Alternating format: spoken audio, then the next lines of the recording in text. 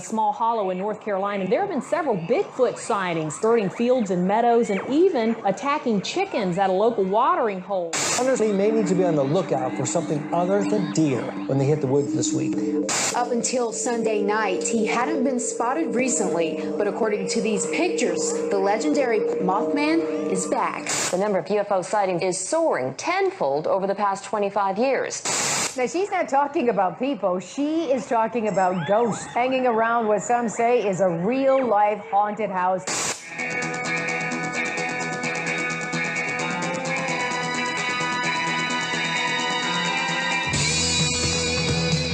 You're listening to Paratalk Radio with Ted Wolf and Psychic Cindy on paratalkradio.com. Paratalk Radio is your one-stop for all things paranormal, the unknown, and the supernatural. We cover topics such as ghosts, hauntings, Bigfoot, UFOs, and more. Paratalk Radio is a product of the Genesee Valley Paranormal Investigators. You can join us every Monday at 8 p.m. Eastern Standard Time and 7 p.m. Central.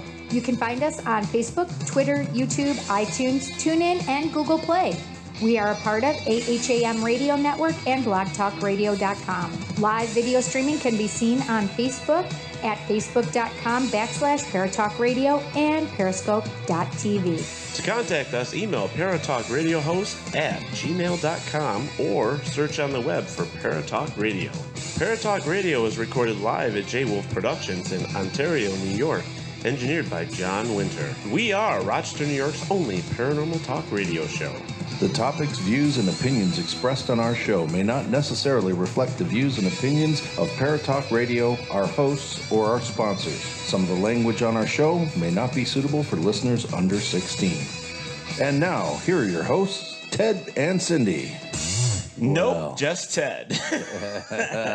All right, everybody, hold on one second. No Cindy yet. Yeah, no Cindy. Cindy, she is running late. She is coming, though. And I know that you guys have already been posting on there that, where's Cindy? Where's Cindy? She's on her way. Trust me, she will be here. And I am so looking forward to talking with our guest tonight. And I'm really hoping... God, it's just, I watched him in the movies, and in Fast and the Furious, and Ghost Stalkers is one of my favorite shows, and I'm really hoping to get some really, really good questions asked in there tonight. So, I believe Mr. Chad's already on the phone. Hello? Are you there, Chad? I'm here. Can you hear me? Yes, I can hear you. Well, thank you for joining us here on Paratalk Radio. Thanks for having me. It's an honor. Oh, it's an honor here myself. It's great to have you here.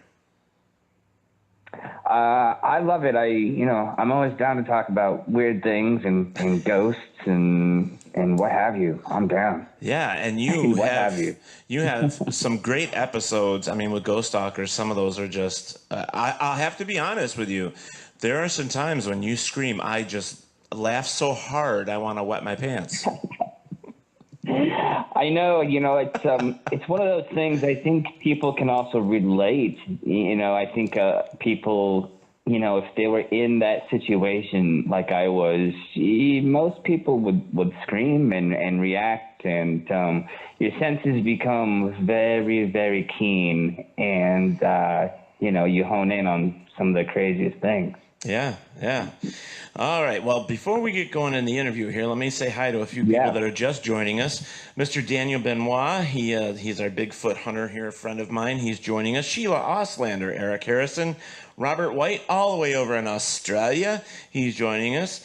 And he's actually going to be leaving us for a little bit, but I'm sure he'll be back. Cora Mosier, hello, Cora, and Robert Taylor. Amy Salvatore Wall is joining us as well, and there's a lot of them kicking in here. Some of them I can't even get to because it's already past the Facebook point where you can only go back so far. So everybody, welcome to Paratalk Radio tonight. Invisible John is here with me. Yes, I am. And we are waiting on our beautiful, lovely co-host, Miss Cindy. She will be here soon. And I have the fantastic Chad Lindberg on the phone with us right now, folks. He is awesome. So I'm going to ask right off the bat, what's going on with Fast and the Furious? Well, they keep making them. I saw the post, the picture with you by the car, and for the voting. Right. Yes. So basically, a friend of mine had rebuilt the Jetta. I found him on Instagram. He rebuilt the Eclipse, Paul's car, and I thought it was amazing. So I reached out to him and said, "Hey, man, you got to rebuild the Jetta." And within 6 months, he did. And from then on, we've sort of been pushing the Bring Back Jesse movement. But it's more about rebuilding these cars, and we want to take them to charities, and we want to take them to people and make them happy in hospitals and stuff like that. So that's kind of the idea behind our project. That is cool. That is very cool. Being on the paranormal side, you know that we have a lot of conventions throughout the United States and over in England and so on and so forth. And people bring stuff like that all the time at fundraisers, and they're amazing to see some of these replicas, like that. So I'm actually trying to get the TARDIS from Doctor Who to join us in our Parafest in February. I think that would be awesome to have there. That would be amazing. I love all that stuff. Who doesn't? Well, I have a question for you right away from one of our listeners, if you don't mind taking it. Sure, of course. Robert White, this is the gentleman over in Australia. He says, question, do actors actually get to drive the cars in the films, or is that left to the professionals? That's a good question. Well, the last thing that they wanted to do, especially during the first one, I don't know how it went on throughout the series, but one thing they didn't want to do was let the actors drive, So a lot of the time they put us in picture cars. So, for instance, the race that I lost to, the infamous race, they put a sort of a hollow car onto a semi. And then they hauled me at 70 miles per hour. And then they put another car to my left, sort of as to my eye line. So I was actually kind of racing, but not really. And and at the time, funny enough, Michelle Rodriguez didn't even have her driver's license. Oh, so wow. She wasn't driving at all. Oh, yeah. So you were kind of racing, but on the back of semis. Exactly. That's kind of cool. So somebody else was driving for you. You just went along for the ride. Pretty much. We weren't actually never racing. They were literally just pulling us. And then that way, they can put up the camera equipment and the crew. And so the director really wanted to put speed on the screen, because he hadn't really felt that before. He wanted to convey speed on the screen. I have to admit, I was so pissed when you lost your car in the race. I was pissed. I was like, are you kidding me? It's like, I thought for some reason you were going to be like the hero, and just, the little guy, he's got his little VW and he's going to go and race and he's going to kick this guy's ass, and you lost. I'm like, what the hell? Yeah, I know, but someone had to, and then you get all pumped at the end when Vin goes after the bad guy, and the story moves on. Yeah, not all of us can look like Vin. Yeah, exactly. But I love the show. In fact, I have a couple friends and a niece and so on and so forth that watch those movies religiously. And in fact, they still have their Fast and the Furious nights when they get everybody together and they watch all the videos at once. And I'm just like, you guys are crazy. That's amazing. That's so nice to hear. I love that. It was one of those special movies that hit a nerve, and then people just love it, and then they continue making them, and I don't know, they're just good kind of escape movies, I think. That's why they're so popular. People can just escape, not think about life for a little bit. Yeah, and I'm kind of the opposite. I'm not big on those type movies. I do a lot of the, as a paranormal investigator, I'd rather watch, your show, and all the other ones that are coming out, all horror films, sci-fi. That's where I tend to veer toward, Yeah, sure. So, but, when you find an actor you like, or if it's everybody else is watching it, I guess is the best way to go. So you just follow along and just say, okay, well, it wasn't so bad, Exactly. Yeah, but it was good. But Vin is also one of my favorite actors as well. And, you know, I liked him in, what was the movie now? I'm looking at you, Invisible John, not like I can see you because you're invisible. Right? Talking about the Riddick series? Yes, the Riddick series. Thank you. Pitch Black. Oh, Yes. Pitch Black was one of my favorites, Yeah. and that was like such a B film at that time. It was a B film, but it was great. It was great. It was very well done, and I'm kind of impressed that they actually pushed that and franchised the whole thing. Right. Yeah. It was a great series. I agree. But, you know. I agree. I like that movie as well. Yeah. Yeah, that was right before Fast as well. Yeah. Yeah. But it's funny how it all falls into place, you know, man? Just, it's amazing, you know, how it all falls into place. So, yeah. In fact, a lot of our listeners right now are saying that they enjoyed Pitch Black. It was a great movie. In fact, some of them were saying, like Robert White from Australia again, he's like, I liked Vin in The Iron Giant. I didn't even know that Vin was in The Iron Giant. Never saw it. Yeah, I did. But The Iron Giant? That's one I never saw. Yeah, I can't remember it either. Daniel Benoit agrees with you. He says Chronicles of Riddick was badass. Mm-hmm. It was great movies.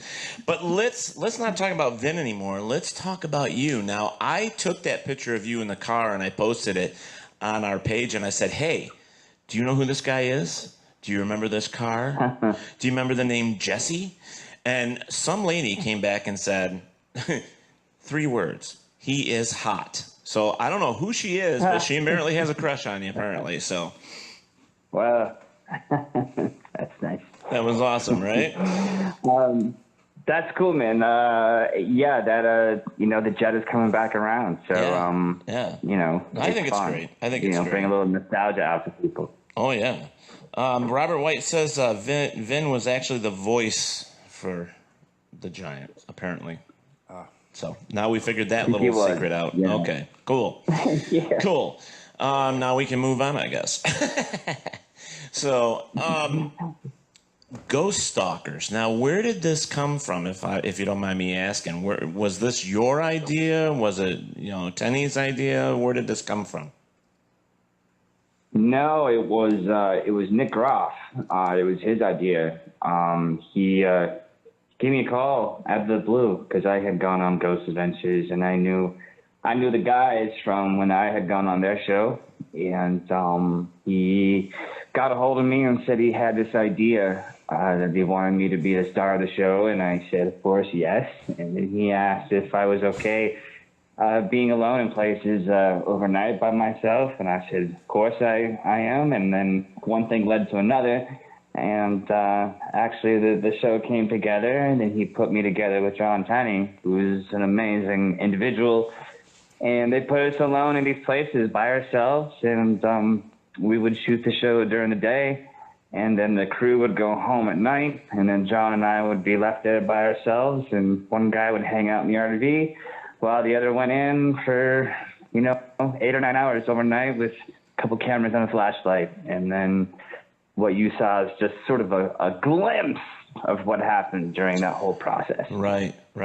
But some of that is amazing. I mean, and I think that's cool that Nick is the one that came up with that. But, I love the show, to be honest with you. I think it's a great show.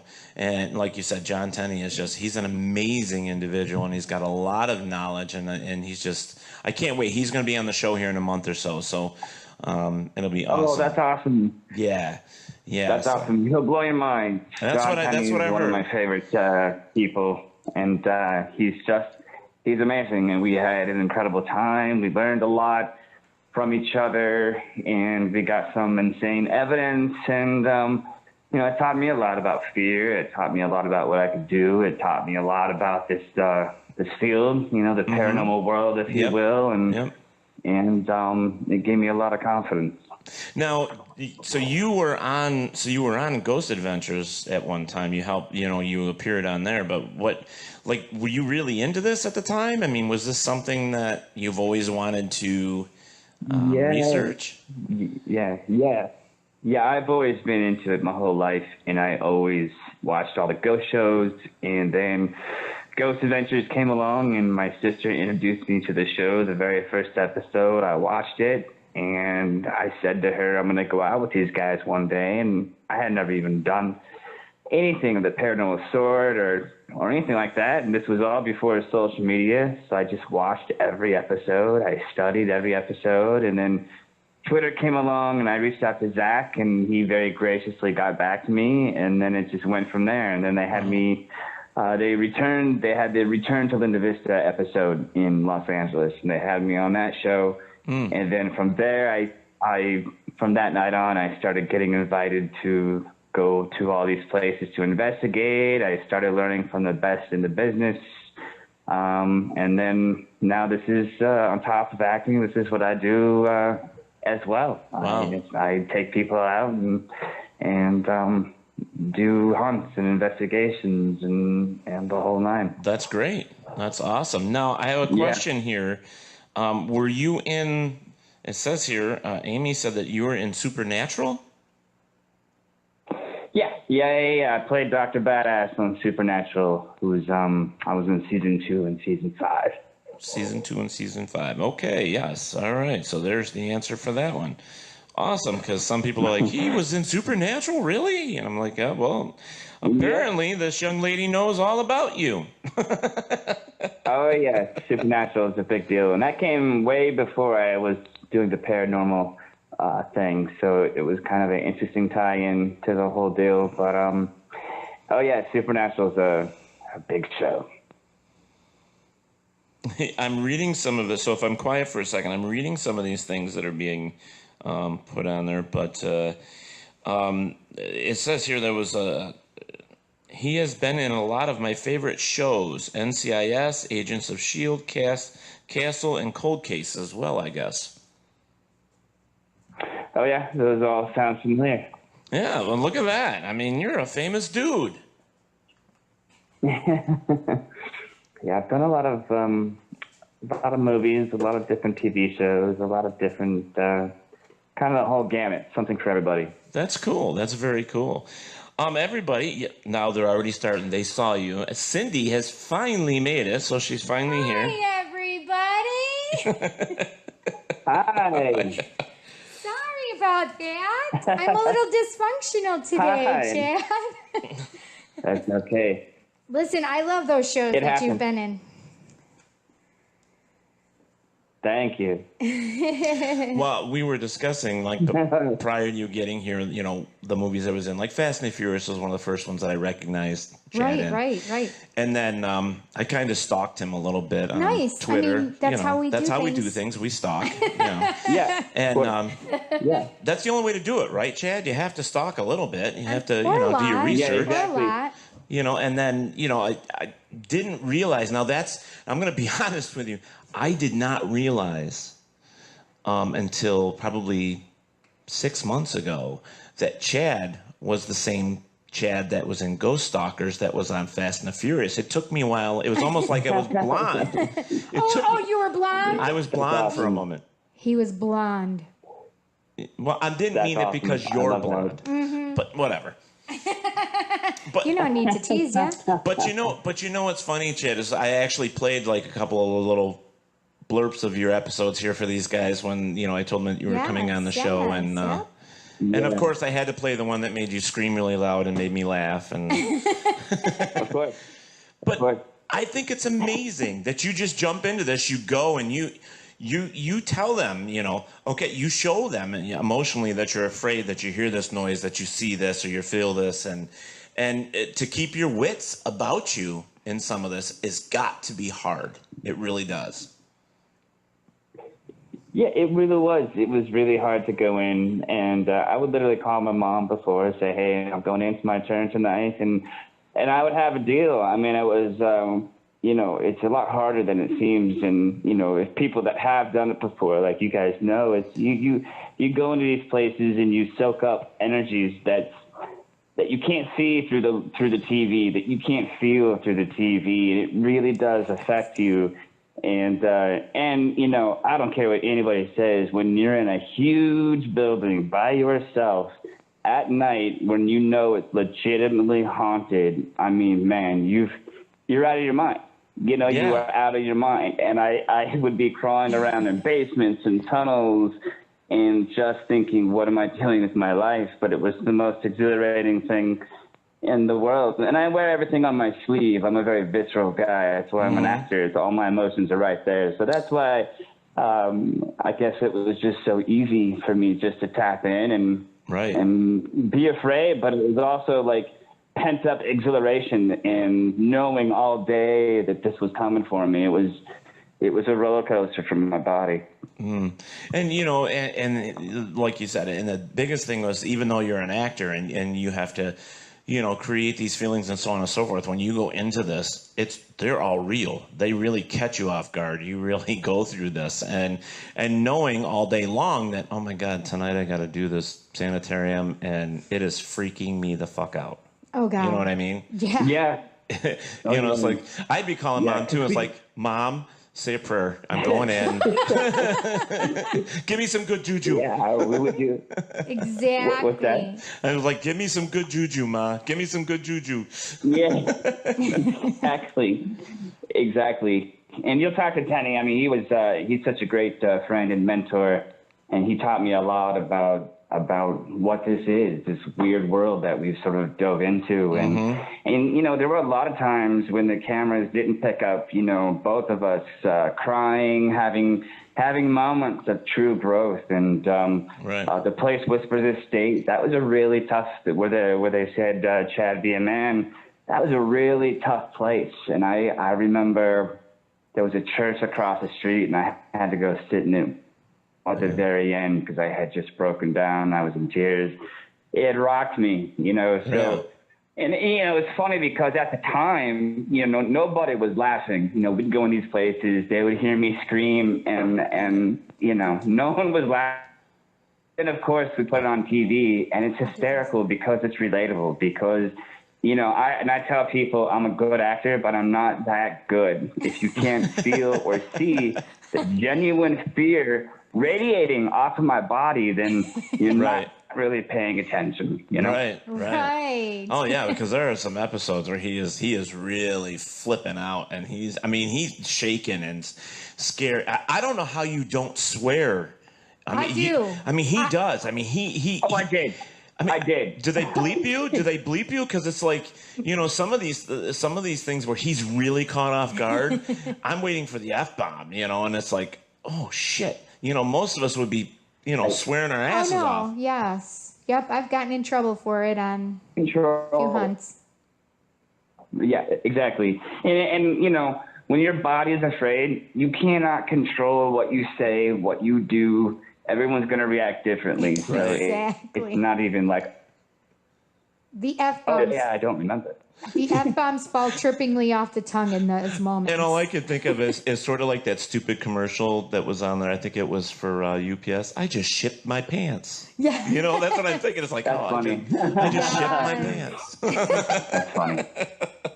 We actually have a question here for you. We have another one for you, Chad. The question is from Kristen, and she says, what was your most intense paranormal escape experience, and who was it with? So I'm going to assume it was probably with John Tenney, since you guys were working these things together. So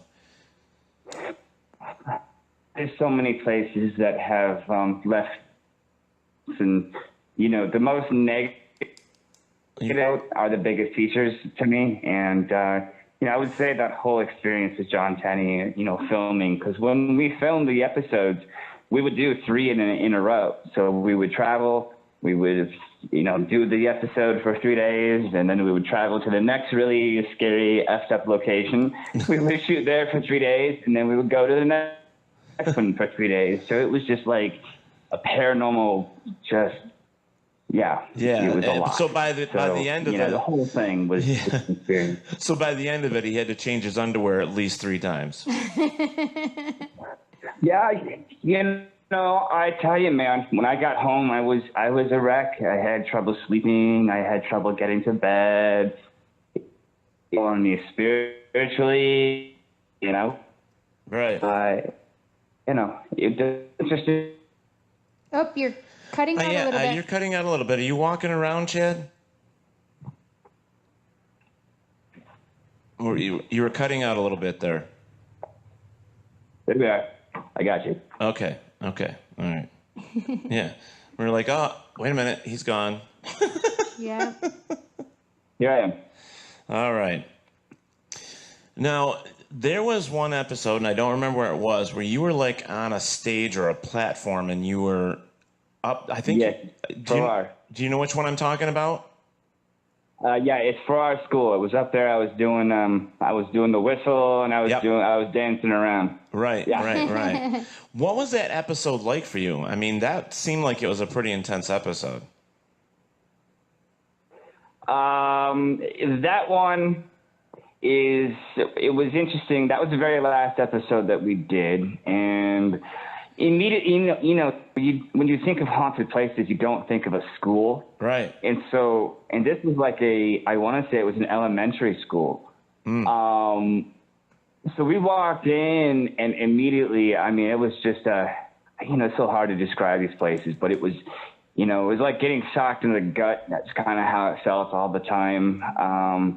And I remember, there was a lot of kids there, so that's why I went on stage and did the whole, bit. Right.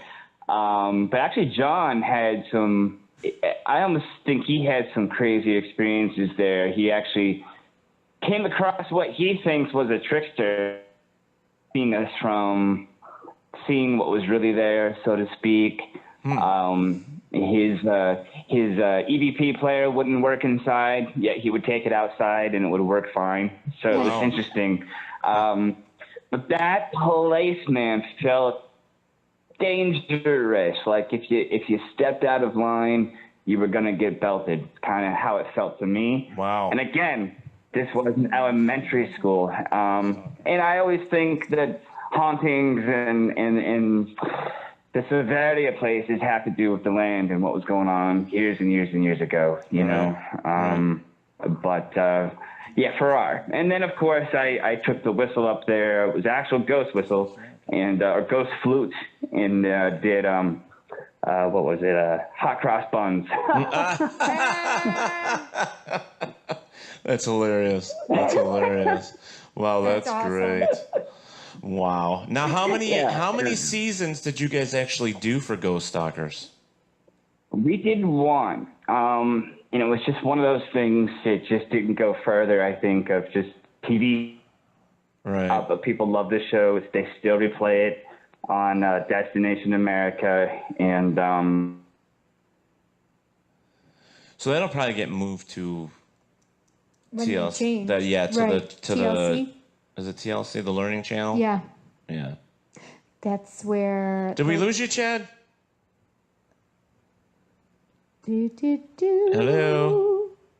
Oh, yep, we did. Oh, shoot. I just saw it go down.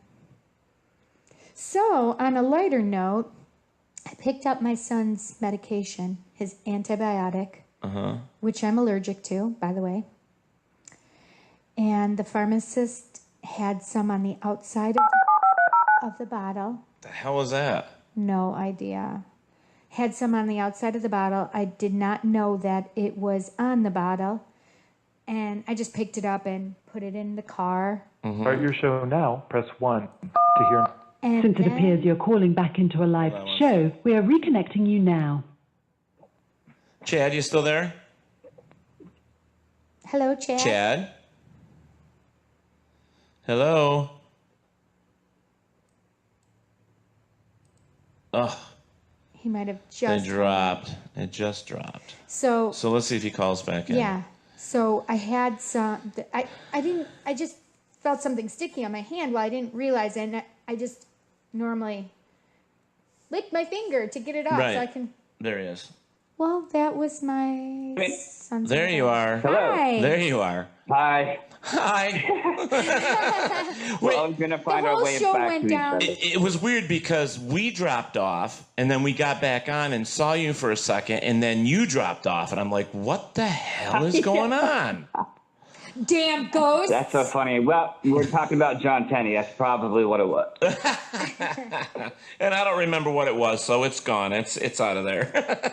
Yeah. No. But I for you guys to talk to John Tenney. He's an amazing person, so much, and he's just awesome. So get ready for a real treat. Yeah. I've been doing some research on him, stalking him, and you gotta stalk him. Yep. So you got to, Have to. so. And I don't know if you know much about us, Chad, but I'm actually a paranormal investigator, 31 years. And Miss Cindy right here next to me she is a psychic medium and also an investigator. Right. And we've been working together for the past 2 years now, or More so. than 3 that. 2-3 years. That's awesome. That's awesome. Hopefully we'll get to go out and investigate together. I would love that. That would be awesome. That would be great. That would be amazeballs. Yeah.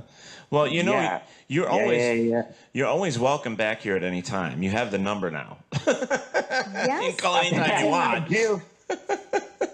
I've called it a few times, and I'm always down. I'm absolutely honored that you had me on. It's only fair, Chad. It's only fair. We stalked you. Now you get to stalk us. Right. I stalk you. Yes. We're Thank equal you. Thank you for giving me that permission. Yes. Equal opportunity stalkers. Yep.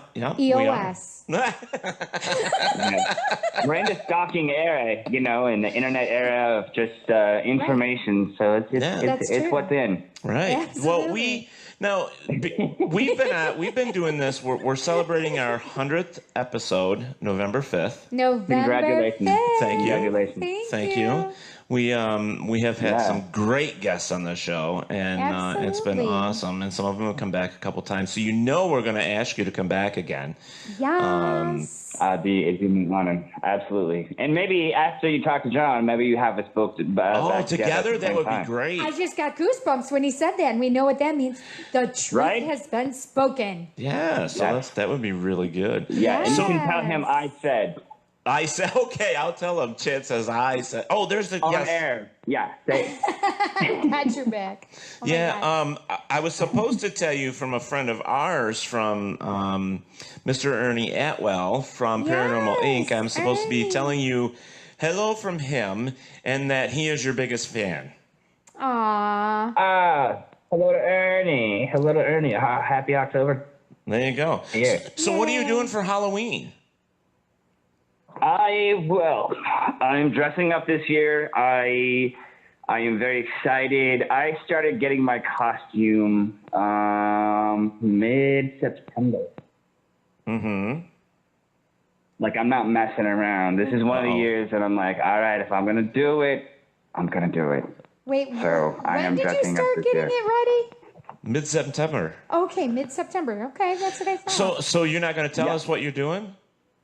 I want to know. Well, I'm going to tell you guys because Lindsay Censor may kill me because she wants me to keep it a secret. But I'm going to tell you guys. I'm not going to do a big announcement online. Okay, so we got. But I will tell you what I'm going to do. All right. Okay. Because this is inside information right now. Inside information. We got it. But I'm going to do Pennywise. Oh, perfect. Nice. Perfect. He's perfect size. The new one, of course. The new one. Yeah. Yeah. I'm going all in. I've got a costume. I mean, I went all in. That is awesome. So you have to make sure we're going to have to stalk you and get a picture to make sure we put on our show. Oh, yes. Yes. So people can go to my Instagram and my Twitter. Everything's at Chad Lindberg. And I will be posting so many photos. I went as the Joker a couple years ago, the Jared Leto version, and I pulled it off. I gotta say, I went all out.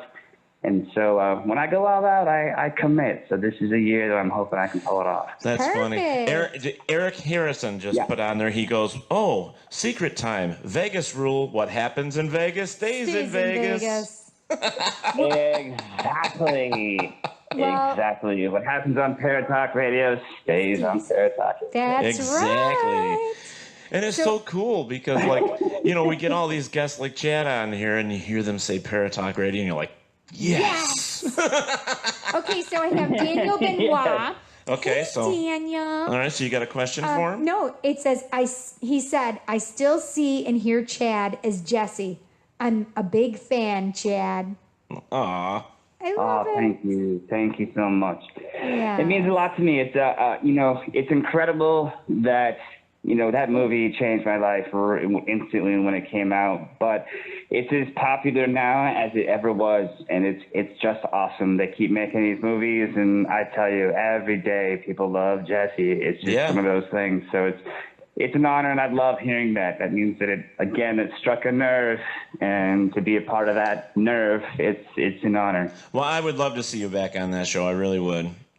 You were a great character. Thanks, like man. I said, I got so pissed when you lost the race, and then I was just like, oh my God, are you kidding me?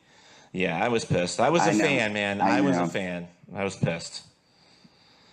So. I have to stop dying in my characters. That's what has to happen. Yeah. Stop dying, damn it. And it's almost like And now I just talk to the dead, so it's he went from this side. Right. He went from this side of the tracks to that side of the tracks. Well, the funny part is exactly. When there's another actor that they always kill off, which is Jeffrey Bean. Sean Bean. Oh. Yeah. And so they literally, I went to, when I went to San Diego Comic-Con one year, it literally said, "Who killed Jeffrey Bean?"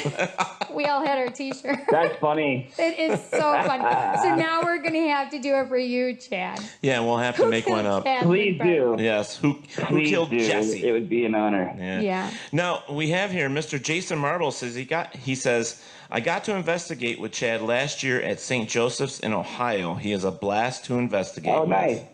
That's awesome. Awesome.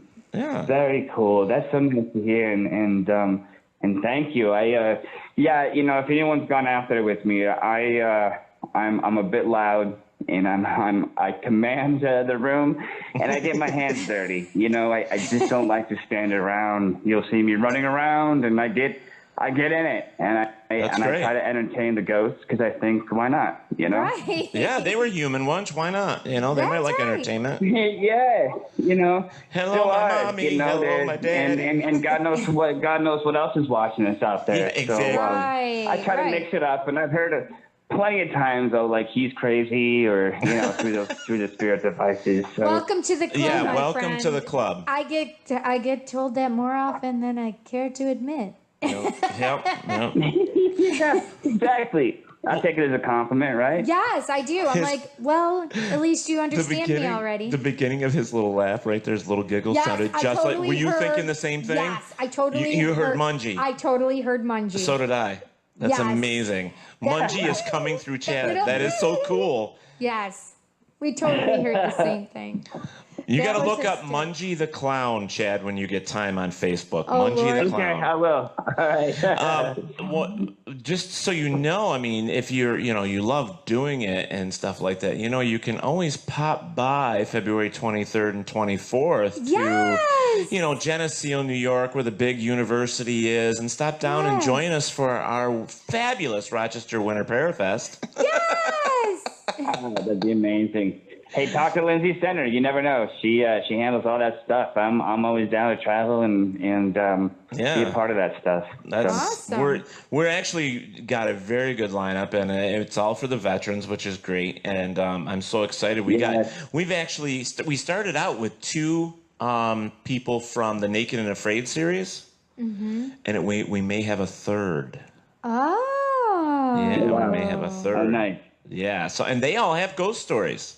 That's fantastic. Well, it's creepy. It is creepy. I mean, that's where you need to go, Chad. You need to be on Naked and Afraid. You need to go stay at some of these places. I'm sure you get out to some of these places, and they are pretty. There are some strange things going on out there, but I just can't not do jungles and not having shoes and mosquitoes bigger than you are. Yeah, I'd rather be trapped in a basement with a demonic entity that wanted to kill me. Well, you're naked. But in the jungle naked. Yeah, but we said that before. It's like people say, well, our good friend Trent Nielsen from Naked and Afraid, this past weekend, he was out on an adventure shooting alligators and doing all this other stuff, big game hunting. And he says, "Oh, Ted, you're going to go out with me the next time we do this." Right, I'm like, that was hysterical. fuck no, I'm not doing that. You're going by yourself because I don't get anywhere near alligators. It's not happening. I said, I'd pay to see that. And then I said, wait a second, that would mean I'd have to be there. Nope, never mind, Ted can't go. No. No. I'll stay, and that's the point. We've said it 100 times. We would rather be in a haunted house or somewhere and deal with that than we would in some of these other things. I mean, there's no way in hell you're going to get me to do Naked and Afraid. So no I way. have a few things from the fans. It says, Marianne Pereira. I hope I'm saying that right, Marianne. I'm a big fan of Chad. I saw him the first time in SPN, then Ghost Stalkers, and I realized he was Jesse in FNF. Yes. That sounds naughty and dirty, doesn't it? Funny. FNF. It's funny. A lot of people do come around and make that realization eventually. And then it says, having Chad on, Daniel Benoit says, having Chad on here as a guest celebrity makes me feel special since I'm a previous guest on Paratalk Radio. Yeah, too. last week. No, 2 weeks ago. 2 weeks ago. 2 weeks ago, yes. He was on here. Eric, let's see. Oh, Jason Marble said, oh my God, that would be epic.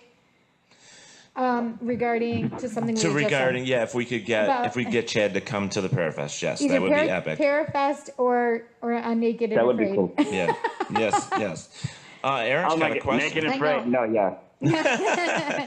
Well, I will talk to her and I'll see what we can do. But I know that, having as a benefit, and I know, it's your time and stuff, but raising money to actually fly out stars is something that we just can't afford to do.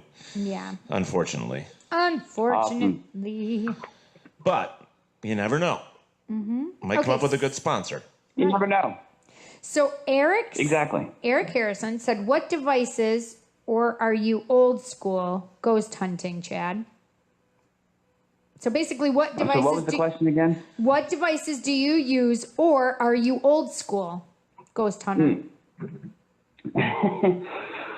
Well, one thing that I've learned, and when I first started out, I love the ghost box, and I think, we all start with something, and EVP devices, and I think it's important. I've learned, though, that your body is the best instrument there is, and Thank you. You have to pay attention to what it's telling Thank you. Your body is going to tell you the truth. Your mind will probably lie to you, but your body is going to tell you what you're feeling. But I also do love a good old-fashioned EVP, and then I use something right now called a Phasma box, and it's basically a spirit box without the static and without all the noise. So it's kind of, you can have that real-time conversation.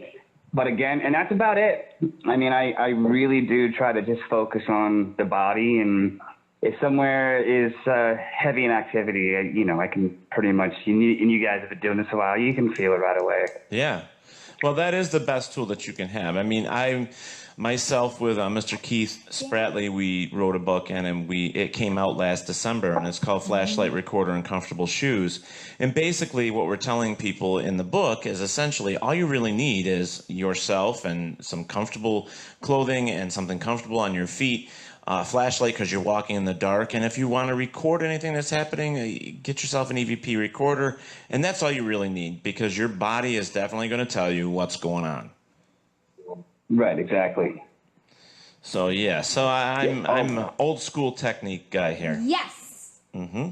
I like it too. Old school meets new school meets somewhere in the middle. Other school. Yeah, somewhere in the middle, exactly. Oh wait, that would be the medium. Oh, ba-dum-bum. Yeah, exactly. Thank you. I'm here all night. Tip your waitress on the way out. I really want to ask a question, but I don't know why I'm being asked to ask it. Okay. Was it? All right. I'm supposed to ask you about a chicken. Or a rubber chicken, maybe? A chicken? I don't know. Next. No, I'm just kidding. Yeah, I don't know why I'm being asked that. Yeah, I don't. The rubber chicken. I don't know any Yeah. I don't know any Back rubber jokes with chickens any personally. chickens. Yeah. Yeah, I don't know any personally, I don't know any rubber I don't know why, chickens but I I was don't being know asked anyone that. personally. Yeah. Huh. Interesting. Yeah. I don't know. But I do know that I know that he has a great sense of humor, so maybe that's where it's coming from. I'm not sure. Oh, maybe. So wait, did somebody ask you to ask me about a chicken? Yeah, but he's not from this realm. He's from Spirit. He's from Spirit. Spirit's actually asking, so. Oh, well, actually, my roommates got home, and their dog his name's Cheese, but his nickname is Chicken, and they call him Chicken all the time, and he literally just came in, so I don't know, just throwing that out there. That's funny. Oh, that's different. I don't know. That was That's weird. interesting. Interesting. Yeah. Very good, very good, very good. So that's, Okay. Very good. that's the chicken correlation. Awesome. Yeah. Yeah, I'll even without them knowing exactly what I said, what is the nickname that you sometimes run the radio right now? What is the nickname sometimes you call Cheese? Chicken? You heard it? Chicken. That's Okay. so funny. But chicken. The chicken. Chicken. I don't know why he was That's asking, name. but he said ask him about chicken, so I just did. Aruba So chicken, Aruba chicken. Well, it could be just your way of That's getting amazing. you to say it.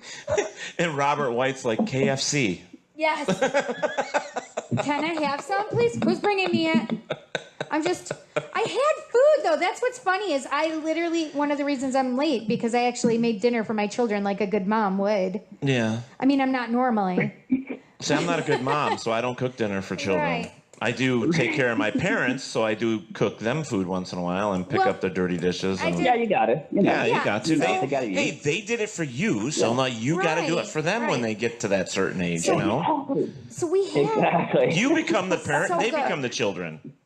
I made chorizo sausage.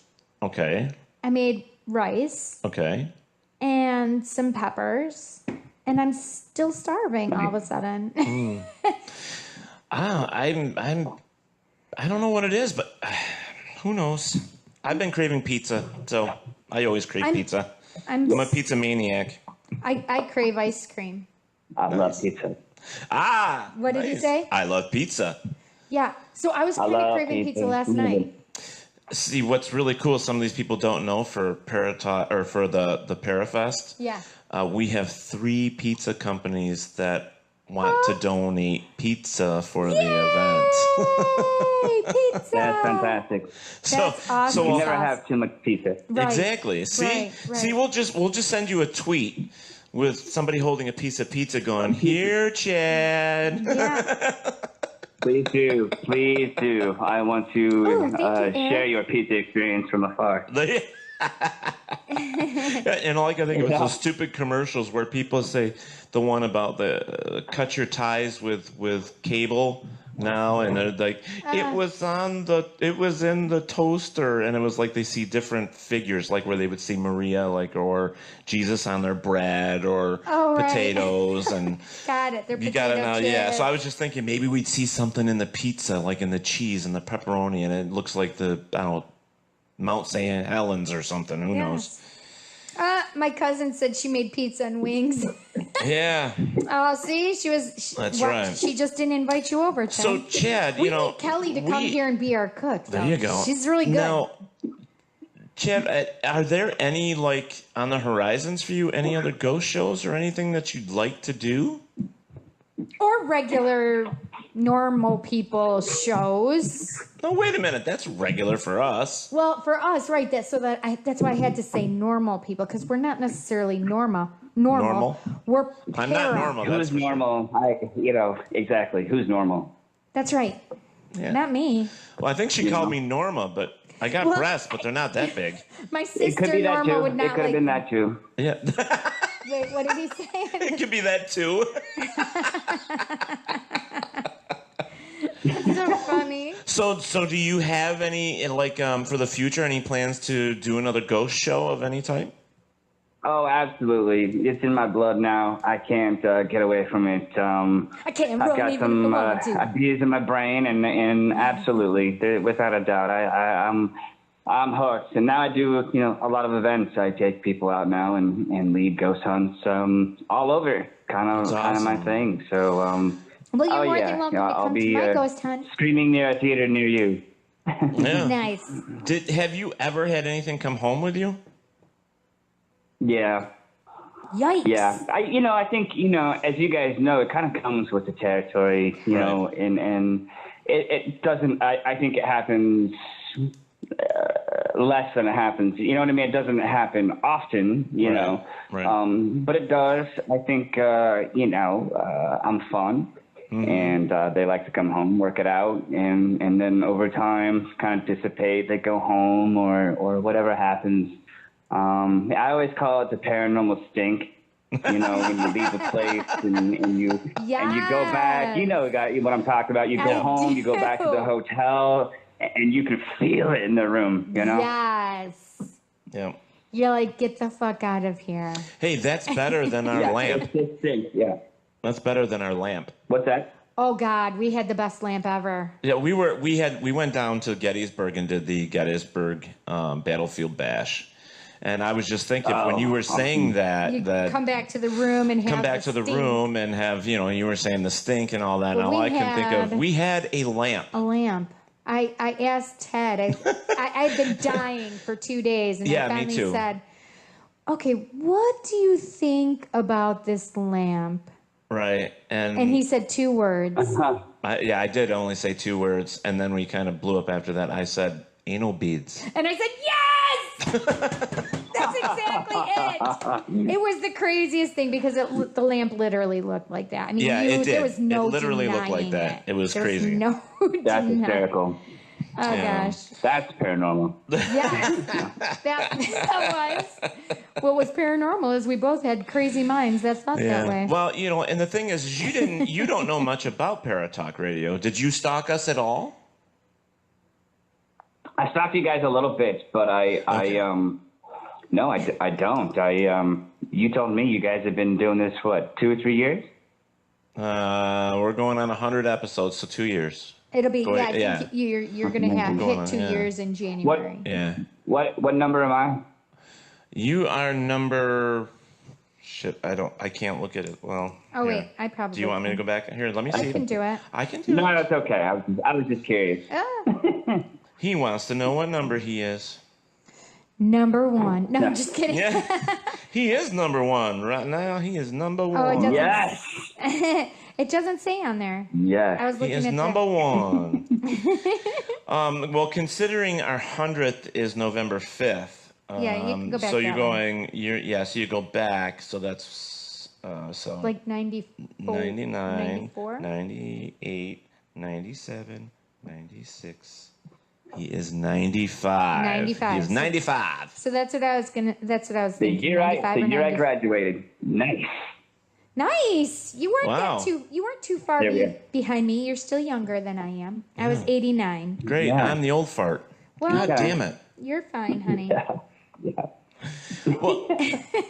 Well, Chad, it's just we are not your typical paranormal or Paratalk Radio, and we really care how our guests come across to our show and how we relate to them, and we really just want them to have a good time. We both have a little bit of ADD, and we both we like to laugh. Yeah, exactly. We like to laugh. We like to make our guests feel comfortable, and we're hoping that we're doing that for you. And that's what's different about us. We're not boring. We're not, sometimes we get vulgar. Sometimes we get lost in our own train of thoughts. But sure.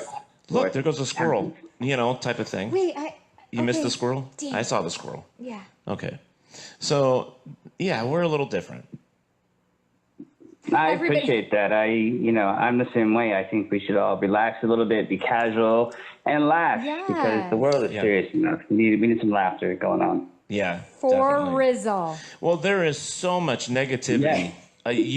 You watch Twitter, you watch Instagram, Facebook is probably the biggest one out there, but there is so much negativity, and every time it's like the news. You turn on the news, everything's bad, nothing good, and it's like that's why I don't watch the news. That's why I like coming to Paratalk Radio. That's why I like our show because we're nutty, we're fun, we're I just can't handle turning on the TV and seeing Trump's face. It drives me insane. I know. It drives me insane. It's the weird world we're living in right now. It's a strange really world, is. man.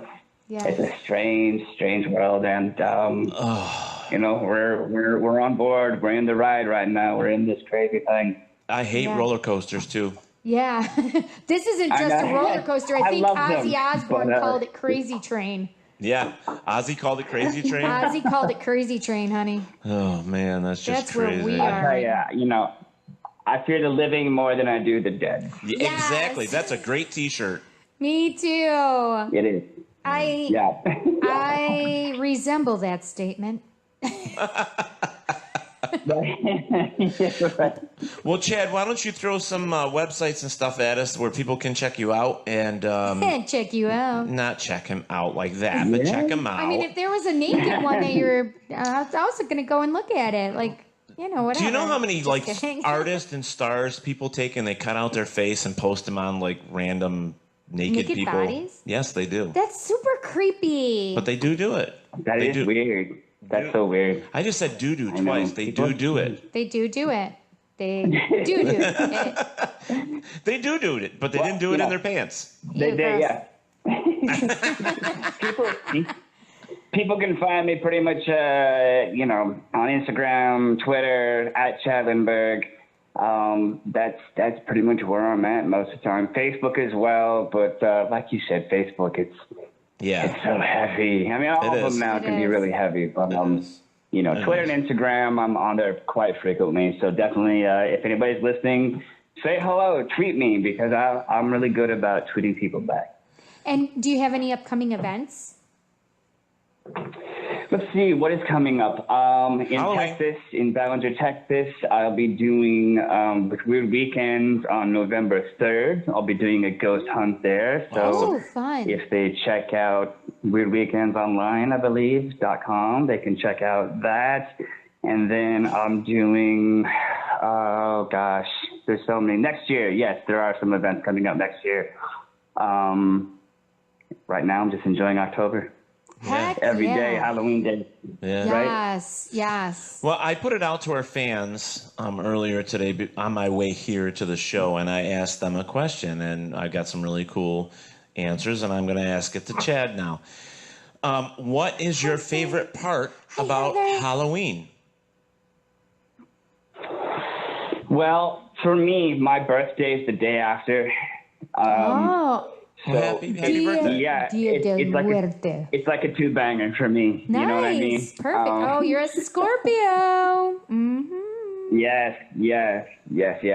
So I love everything about Halloween. I love the dressing up. I love the kookiness about it. I love the weirdness. I mean, it's kind of like that all year for me. So I just love when everybody gets on board with it, you know? Yes. Right.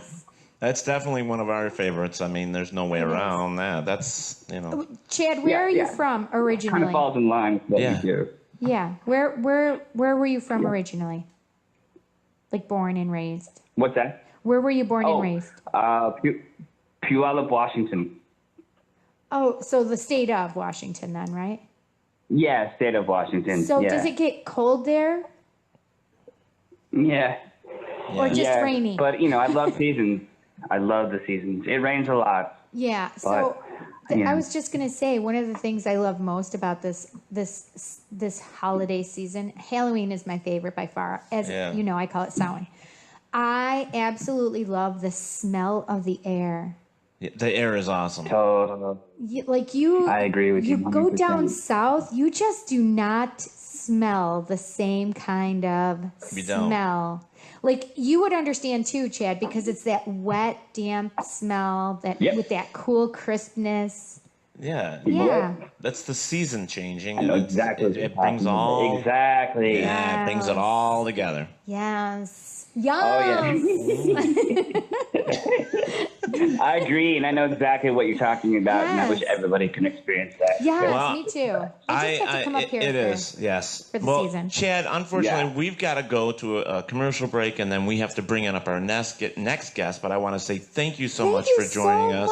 much, Chad. Thank you so much. Thank you. It's been an absolute pleasure. I would love to come back anytime. Yeah. Anytime. Yes, please. Definitely. I'd love to have you for a whole show instead of just, an hour, if that's possible. I would love to have you for the whole show. That would be awesome. It's all good, and I think I know your next guest as well. Is it Aiden? Yes, it is. Yep. And he was.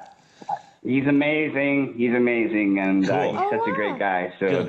that's awesome. Yeah, and he's very talented. And he was on on America's Got Talent too.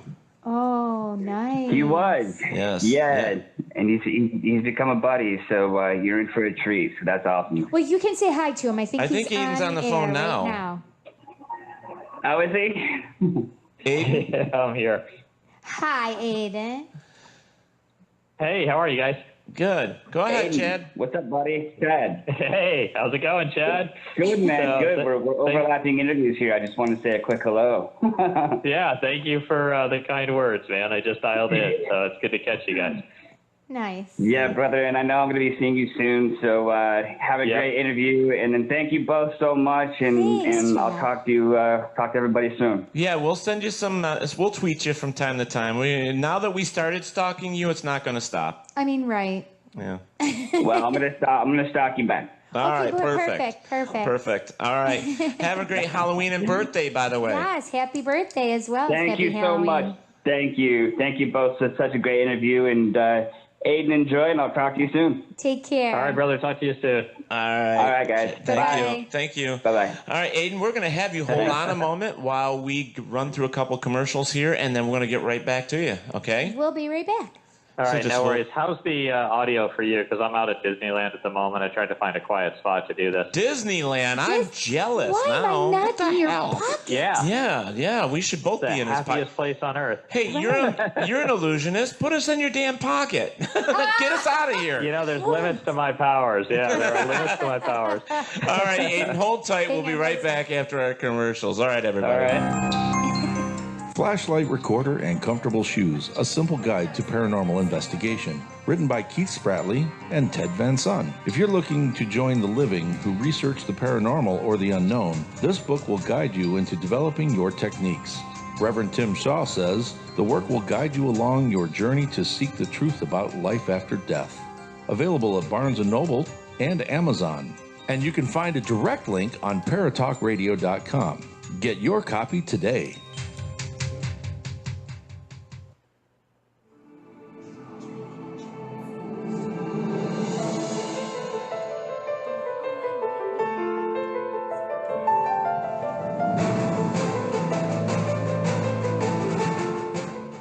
I'm Psychic Cindy, and since I was a young girl, I have been able to see, hear, feel, understand, and sometimes smell Spirit guiding me to guide you. Through the years, I have helped many clients receive messages from Spirit to aid in their growth of self-love, healing, and also to receive guidance towards steps for the future.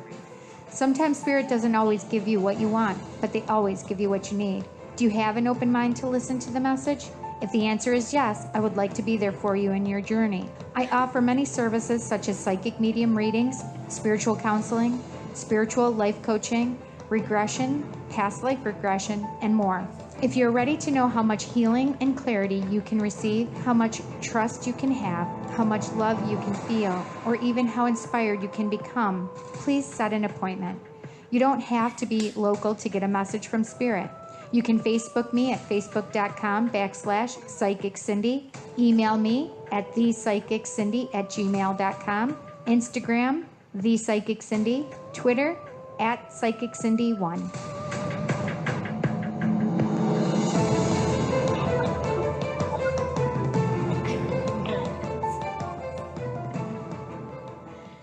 All right, everybody, we are back. Hola, ¿qué tal? Oh, I dropped it.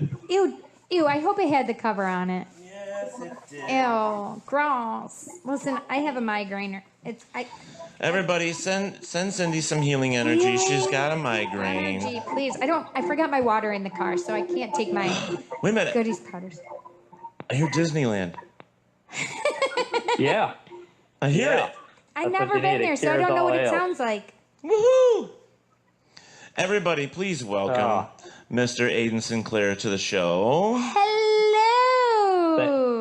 Hi, guys. Thanks for having me on. Yeah, not a problem. This is great. I've been working with Lindsay here for a while with, getting guests that she represents, and I'm happy that you are part of our show today. Yes, indeed. Yeah, Lindsay's amazing, man. Honestly, I worked with a lot of agents. Lindsay's the cream of the. Oh. Hello? Did you drop your phone? Right, that's what it sounded like. It sounded like you dropped his That phone. just scared me. Are you guys there? I don't know if I lost you. Okay, wasn't sure because actually on our end it sounded like you dropped your phone. Are you there? Hello? Oh. What the heck? What happened? Hello? I need some chocolate. I've decided. Oh, nope. damn it. It just wants to mess with us today. Apparently. Apparently. Wait, was it us? The whole show drop again? Yeah. What? Are you kidding? Jesus. It's so loud. My head hurts. Maybe you're disrupting it. Could be. I mean, we know that's possible, for God's sake. Yeah. Not purposefully, Right. guys. I mean, Right. sorry. I have been Hello? off today. Oh, my goodness. Somehow we got dropped. We're going back. Yeah. I have to tell you, that sound is horrific on my migraine.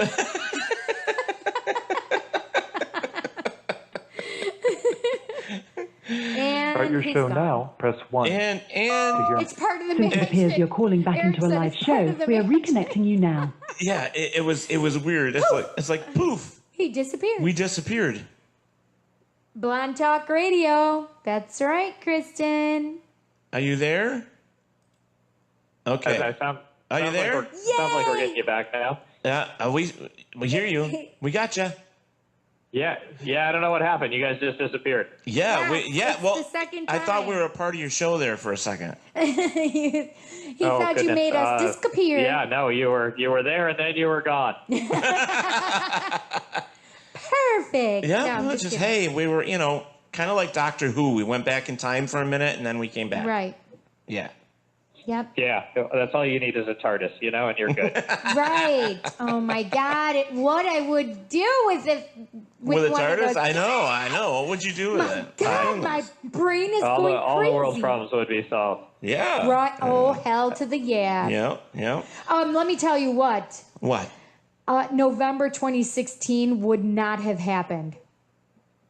He gets it. Trump would not have become Oh, president. Jesus. Oh, man. I said that out loud. It'd be a different world. Yeah, it'd be a different world. Right. Bernie would be president. Well, I can't thank you guys enough for having me on today. You're welcome. It's awesome. Yeah, so this is great. So I want to kind Wait, of... tell us what you're doing at Disney. Is it just for fun or is it like for business? No, it's for fun today. I actually have a very rare day off, and I'm taking advantage of it at the happiest place on earth. So That's fantastic. Sometimes that's what you got to do. Is it California or is it Florida? Yeah, California. We just moved the show out to the Queen Mary, and we run during the weekend. So Monday is kind of my Saturday. I get a day off on Monday, which is a wonderful thing. Darn it, I'm a little jealous. I want to go on that Queen Mary. You got to come out. There's so much history there. Oh my gosh, yes. It's one of those things. I've had the privilege to get to perform at a lot of places that have, a very strong paranormal history and a lot of activity. So to have the opportunity to be a resident illusionist at the Stanley Hotel and then at the Queen Mary is huge. Holy cats, the Stanley it becomes Hotel. your home, So I don't want to be on any Queen. Yeah, we were at the Stanley for 4 years, ridiculous. and we've just opened the show at the Queen Mary. About 2 weeks ago, we did our soft open, and this week we're doing a little construction, and we're going to be on the road performing out at Haunted Atchison this week, and they're doing some more construction on our room, and then we return to the Queen Mary, and we'll be running indefinitely from I believe it's the 17th of October on. So Wow, it's that's going to be a lot of awesome. fun. Okay, Yeah. so if I'm not mistaken, the Queen Mary has the pool area, which is supposed to be very haunted, right? Yeah, it has some activity. There were 56 confirmed deaths on the Queen Mary.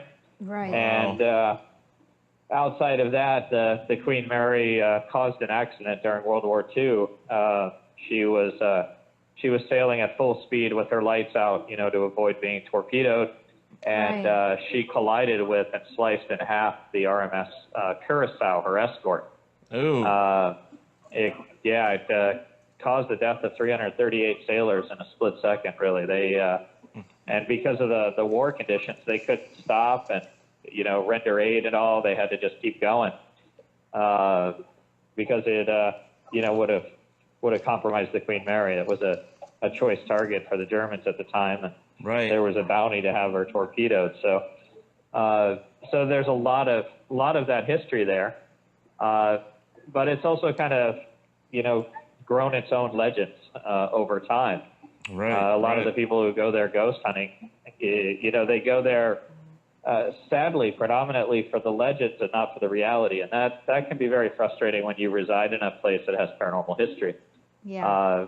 Because you want people to investigate the truth, not something that was made up or conjured, or that was a falsehood that is spread. And unfortunately, the internet allows that very easily. Right. So we're always kind of combating that in the show of separating, fact from fiction and truth from legend. And me, the whole history thing, and it's like, I'm listening to him talk about that, and it's like I'm one of these people that, you go to a 200-year-old building or a 300-year-old building and you just place your hand upon the wall. We've gone over this a few times, and you just think about what happened and who saw what, and and so stuff like that just it's crazy. I don't know anybody who can. To me, the greatest example is the battlefield at Gettysburg. Yes. You can't walk onto that field and not feel something and not think of all the men who passed, and the soldiers, the bodies are gone, but the memories are there. Right. Yeah, the energy. And you can't ignore them, and you can't not feel them. I agree with that so what we try completely. to convey very hard in the show is that a lot of people go to the Queen Mary looking for death, and that's sad to me. That's what they go for is who died where? Where's the staircase where somebody fell? Where's where are the bodies? And every night we try to, kind of make people look at it a little bit differently and realize that, yes, 56 people died on the Queen Mary, but from the time that it sailed back and forth across the Atlantic, 4 million people lived on the Queen Mary. Right.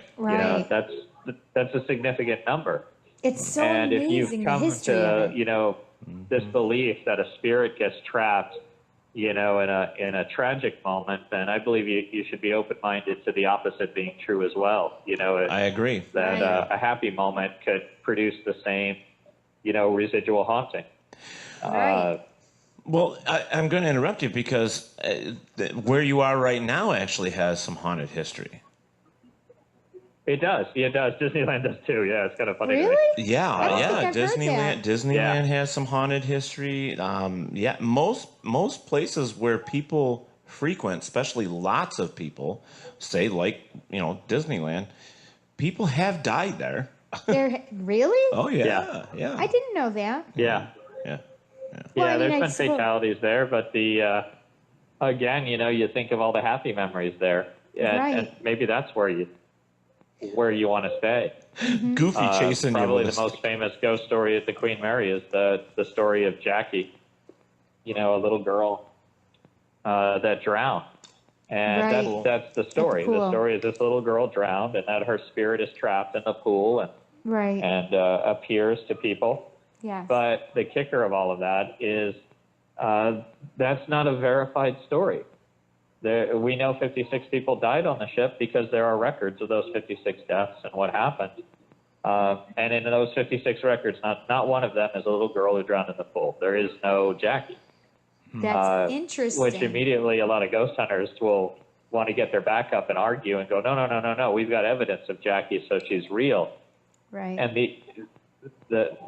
I never say that she's not real, but the idea that she drowned might be very, very wrong. Maybe she shows up in the pool because that's where she learned how to swim, and that was a happy memory for her. Or maybe that's a great way to look at it. Because it doesn't have to be bad. You know, maybe in that swimming pool, some 10-year-old boy kissed her on the cheek, and that boy ended up being her husband 10 years later. Yeah. So and that was the first place they met. Right. You know, you don't know what created the haunting. Well, so I think it's sad that the most people do that. Just always look for darkness. You know. Yeah. Well, I'm going to say this to you. We have our own theme here, and our theme is wherever there is darkness, there is always the light. So, you know, it's one of those things that don't have to always look at it so negatively. There's too much negativity in the world now, so look at it at a different scope. And like what I like to say is, think outside the paranormal box. Yeah. You know? Yeah, and it's hard sometimes for people to do that, you know, and it's sad to, you know, have people come to places like the Stanley or the Queen Mary hoping to be scared. That's not what I think. If you're going on a paranormal investigation with that as your, I hope something scares me, then there's something intrinsically wrong with your approach. You know, that's not the idea. It's not for the thrill. You know? Yeah, it's not for the thrill. It's not supposed to be for the thrill. So. But some of us like the thrill. Some do like the thrill, but you know what? Ride a damn roller coaster. You know, do that instead. There you go. Or ride a cowboy. There you go. You know, it's. I've got a lot of dear friends that are, you know, have been doing this for a very long time. And to me, the best in the paranormal community are people who don't go in search of ghosts, but go in search of other people. Correct. You know, they go in search of who was there. They, you know, when they do an investigation, they do it respectfully. You know, you walk into a room and say things like, "Hi, this is my name," and introduce yourself just like you would to a person, and try to encourage that positive communication, and not you know, kind of the televised, you know, come at me, ghost, if you're here. Yeah, you know, I don't like that. I don't like that. Right. So it's Go ahead. I'm sorry. No, you're there. I thought I lost you guys again. Oh, geez, no. So Heather, one of our fans, she says, "Ooh, my mom worked there, and a guy was waiting to get on the pirate ship, and the tie down broke off and sliced off the top of his head." That's so crazy. Oh wow. Yeah. So there's a lot of crazy stories there. I mean, there's the first voyage of the Queen Mary, a guy fell from the crow's nest and died. The last voyage of the Queen Mary, a crewman died of heat stroke. Wow. So there's definitely death there if that's what you want to go looking for. But you know, it's also the place where, you know, people like Greta Garbo and Clark Gable and Liberace, you know, used to spend time. Right. And that's kind of. That's awesome. Nobody ever comes looking for Clark Gable's ghost or what room he might haunt. I would. And they don't, because he didn't die there. Yeah. You know what I mean? Right. But he didn't die there, so they don't think of him in that way. But True. That doesn't mean he's not there. You know, that. Is he? So I like the idea of being able to bring people into a room and hopefully have them leave the room with a different view of ghosts. Well, what you know, I would like paranormal, that it's not scary and spooky. It can be something good. Okay. I just had one question. You said that your show was at the Stanley, and now it's at the Queen Mary. So is there a reason you're having them at your show at a haunted location or well-known haunted locations? I think the style of magic that I do lends itself to those locations. I appreciate the history, and the show that I present is much more theater of the mind than sleight of hand. It's audience interactive, and it's immersive, and it's more story driven. And that helps when you bring people to a place that has its own history. Right. It's likely that it's going to be a more rich environment for experiences. And that's what's great about the show, is every time we do a show, every night something happens for somebody. That's fantastic. I've had skeptics leave the show going, okay, I need to think about things a little differently now because this happened to me. That's amazing. And there are things in this. Yeah, and what's interesting to me is as a performer, there are things in the show that I create, and there are things that happen. And what's cool is from the stage, I know what happened, and I know what I was responsible for. The audience will come in and not know when they leave what was real and what was not real. Wow. But it's that piece of reality that takes place every night that makes it fun for me. Right. That's pretty amazing. Yeah. So I wanted to kind of I kind of wanted to delve into this real quick with you. Is that you are an illusionist? So I want to kind of is there a difference between what you do and some of these other people that are out there that doing magic shows? I mean, are you the same? Are you fall in the same realm? How does that work? I'd like to say very much so, just because there's a quote that was produced by a guy named Max Maven, a very well-known magician recently, and he was asked what was the greatest thing magicians have contributed to the art of magic in the last 100 years. And I think the person asking the question wanted to hear like, oh, magicians have done something spectacular, that they've created some great illusion, that is, amazing. And the quote that he offered was not that. The quote that he offered was that the most significant thing magicians have done in the last 100 years is to take something that should be profound, and they've rendered it trivial. People used to experience wonder when they would see a magician. Right. And they would have an encounter with the supernatural. Today, it is a mix of triviality. It is, somewhere along the line, the concept of performing magic went from performing magic to deceiving and fooling.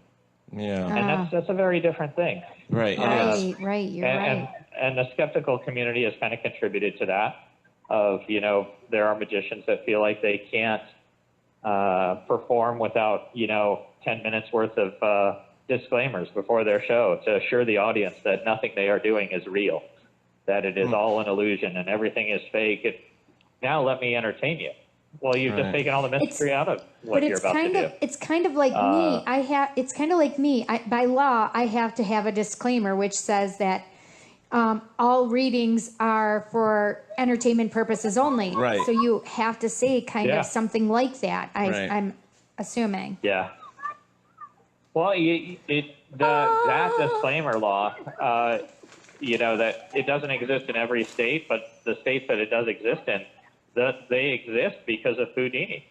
That is a residual of what are called Houdini laws. Please let me have a and they exist because of the rampant use of fraud mediumship in the late 1800s and the early 1900s and the exposure of so many frauds. Right. And sadly, that is still something that takes place today. Right. I've seen people that, seem to have a very genuine gift and are able to do things. And I've also seen people that are national celebrities that use the techniques of magicians solely to defraud people. And, they look great on TV, but they're not performing the feats they are advertising through legitimate means, nor do they offer their services at a fair rate. I think psychics can give counsel to people and help people in the same way that a psychologist does. Sometimes you just need someone to talk to. Sometimes you need closure. And psychics and mediums can sometimes provide that. But when a medium says, "Oh, your relative just died and you just inherited $100,000," well, for $10,000, I can get you in touch. That's wrong. That's bullshit. That's exploitive. Yeah, it's exploitive. It's bullshit. Just what she said. It's plain and simple bullshit. Yeah, and that is why those laws exist. Is that it? Thank you. There was so much of that in the early 1900s that, people really needed regulation and somebody to step in. I agree. Yes. It's sad, but that was the true. times. Yeah. Unfortunately, it still happens to this day. Oh, it happens. That's where I was going to go. It absolutely does. It's happening all the time. Yeah, not that long ago. It does. It does, and it is sad. I mean, you still have. It was a you famous still have John author. Edwards and Tracy Caputo. You have these national figures that are. So we have a question, Aiden. We have a question. Yeah. What do you think of Penn and Teller? Love them. I love their performance style. I love the things that they've brought to magic. They do one of the best shows in Las Vegas. They're pretty spectacular. And they've contributed a lot to magicians and to magic that over the years, like the show Penn and Teller Fool Us is not a show that they needed to do. Right. They do this show solely as a thank you to magic, as an art, and as a way to introduce new magic to the public. And that's pretty amazing. I love their show. They're doing just fine at the Rio, you know? Yeah, their show was great when they bring new magicians on and all that. I thought it was a great show. My nose is running. You know, it was after the cocaine. Just kidding. Yeah, I don't know. I enjoyed doing the show. It was one of the better television experiences I've had with the way they treat people. The production team is amazing. I don't see them. They take care of the artists very much and are very supportive. Weren't you on America's Got Talent? It was just a really great experience. But you were on America's Got Talent. I did both. I've done Penn and Teller Fool Us and America's Got Talent. Okay. And the experience on Penn and Teller Fool Us was by far a greater experience. But you have to look at the mathematics and the numbers of it. Is that it's a much smaller production. When we filmed for Penn and Teller Fool Us, they were dealing with maybe a dozen magicians a day, and that was it. Mm-hmm. Where Penn and Teller, America's Got Talent is a massive production that is dealing with hundreds of people per day. And they're dealing with every variety art you can imagine, you know, from singers to dancers to magicians, comedians. So both experiences for me were incredible. It's just the apparatus. How big is that, you know, machine that you've gotten yourself into? Yeah. And how dense are you obligated contractually to each one, you know, Penn and Teller Fool Us was essentially a one sheet of paper and a handshake. And when you're dealing with America's Got Talent, you're dealing with, you know, a production company plus a network, and just the contracts alone can be 40, 50 pages long. It's the first time I ever had to have somebody read a document just to tell me what it said. Right. It's so dense. Right. You know, I mean, it's so dense. I'm a pretty smart guy, but still, you need a lawyer to look at it and explain the legalese of it. Or you could easily be signing a piece of paper without knowing what you're committing to. Exactly. That's amazing, and how the separation of the two can be. Now, and while he was talking about that, I was thinking about the judges. Like, if they're sitting there, and literally there's hundreds, and you don't know how many hours they're actually sitting on their asses in their chairs. Here I am worried about their asses. Yeah. Like, what are they sitting on? Are they comfortable for 8 hours? No, they are very well taken care of. They do just fine. I'm pretty sure. I think I did Howard Stern's last year, and I think he got paid somewhere around $11 million for that season to do that show. So, my goodness. Or it was $11 million a day. I'm not really sure, but it was a lot of money to sit in that chair. Wow. So, wow. I would just like 1 minute. And they get plenty of breaks, and you know, people taking care of them, and in between each take, there's somebody running up, you know, every 5 minutes going, you know, do you need a water? Do you need a Coke? Do you need a, you know, a massage? What do you need? You know, we'll take the massages. The talent backstage is splitting a Subway party stuff. Yeah, we'll take the massages though. I'll take that we'll take right the massages. now. Yeah, we'll definitely take those. Right this minute. Can I Yeah. have my massage boy? So I'm gonna ask now. What is like? I'm gonna assume that being a magician, an illusionist, that you had someone that you looked up to when you were growing up as a kid. Who was that? I did not actually. I came into magic very differently than most magicians did. I did not get into magic until I really kind of got myself in trouble in life and ended up doing time. Oh. And magic actually saved my life in that way. That's amazing. And maybe that's why I have a different approach to magic, is that it I don't know, I didn't learn magic the way most magicians did. It wasn't, here's a magic kit when you're 5 and you catch the bug, and you know and you grow up, you know, with this art.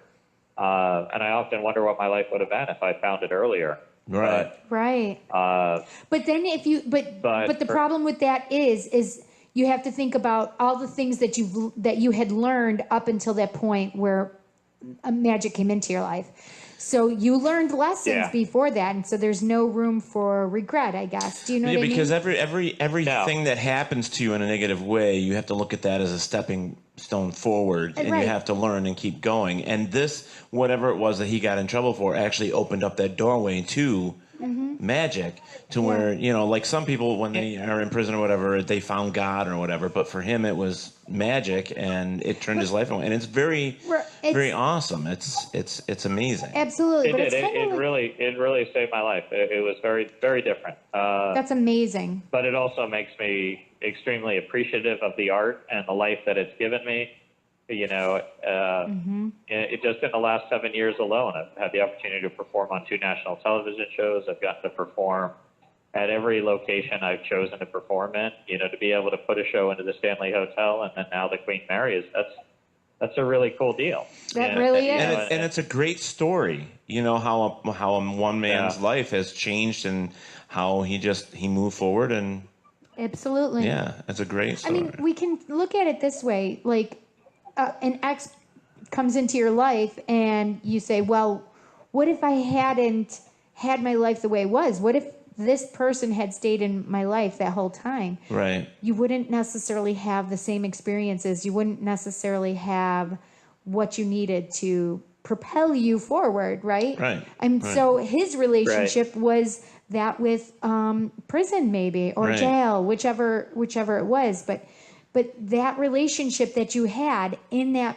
particular time was like the perfect relationship for you to propel you forward. Does that make sense?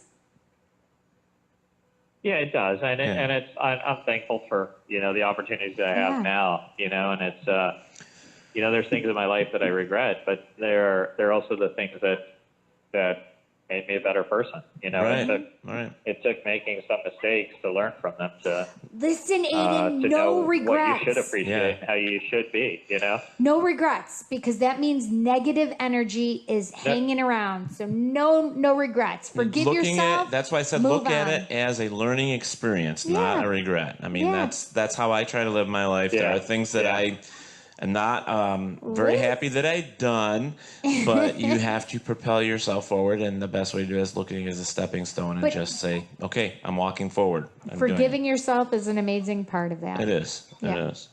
But I don't regret things. I know. There's some things I don't want to forget or regret. I'm just like, damn. Had some fun. No regrets. No regrets.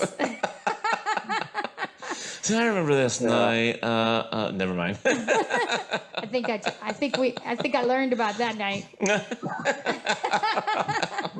There you go. There you go. I wanted to kind of explain to you. We had to explain to Chad a little bit of what type of show we are. We're not your typical paranormal talk show. We're kind of. There? Yeah, I'm here. Are you there? Can you hear us?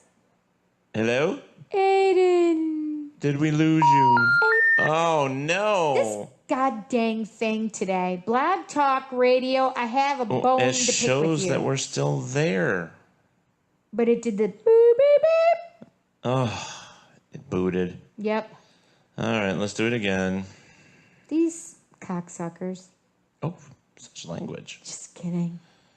Such language? Yes, I'm tired of it interrupting our show tonight. That's why I told you I wanted to go to another thing. Well, we'll have to contemplate it. Hopefully Aiden's waiting. Start your show now. Press 1. We know. We've been there. It appears you're calling back into a live show. We are reconnecting you now. That's my English accent, not my Australian. So, Aiden, are you there? Aiden, please tell us you're there. I'll probably have to call him. Aiden, my friend. Was that your stomach? Yes. I just heard your tum-tum. Yep, there he is.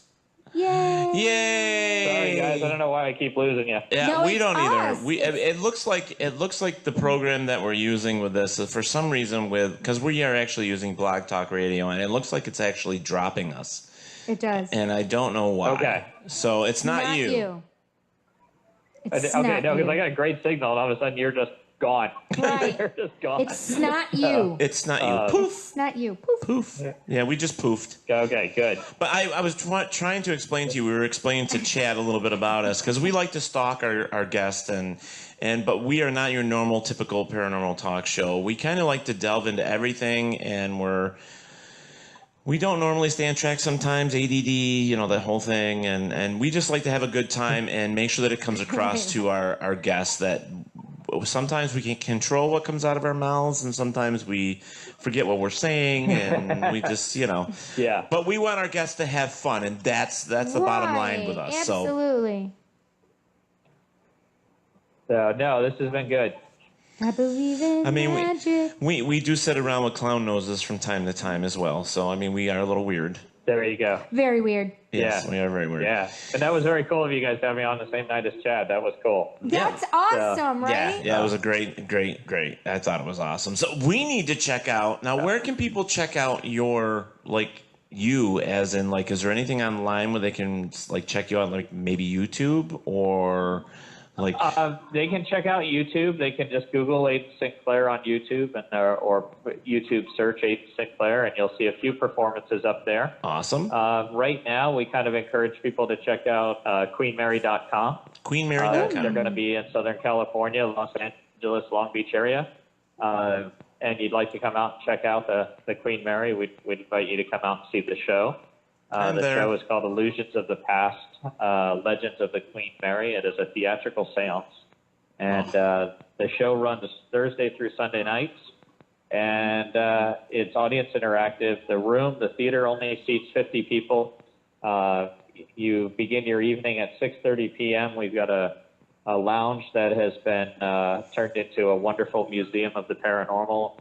And there's a collection of artifacts there, things from the Titanic, things from the Stanley Hotel, kind of things we've assembled from haunted locations around the world, or tragic moments of history. There's a doll there that was recovered from the Hartford Circus fire. There's a diary from an exorcism in the 1940s. There's oh my goodness, mummified human head from England. It's a lot of cool stuff. And while you're checking out the museum, we have a bar that serves pretty incredible cocktails.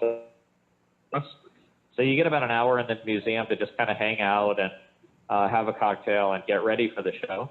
Mm-hmm. And then we start the show at 7:30 p.m. every night. And at that point, you kind of go back in time and, meet some of the ghosts of the legends of the Queen Mary. So it's a lot of fun. It's age appropriate for 13 and up. And it's definitely if you are seeking an experience in the paranormal, something will happen.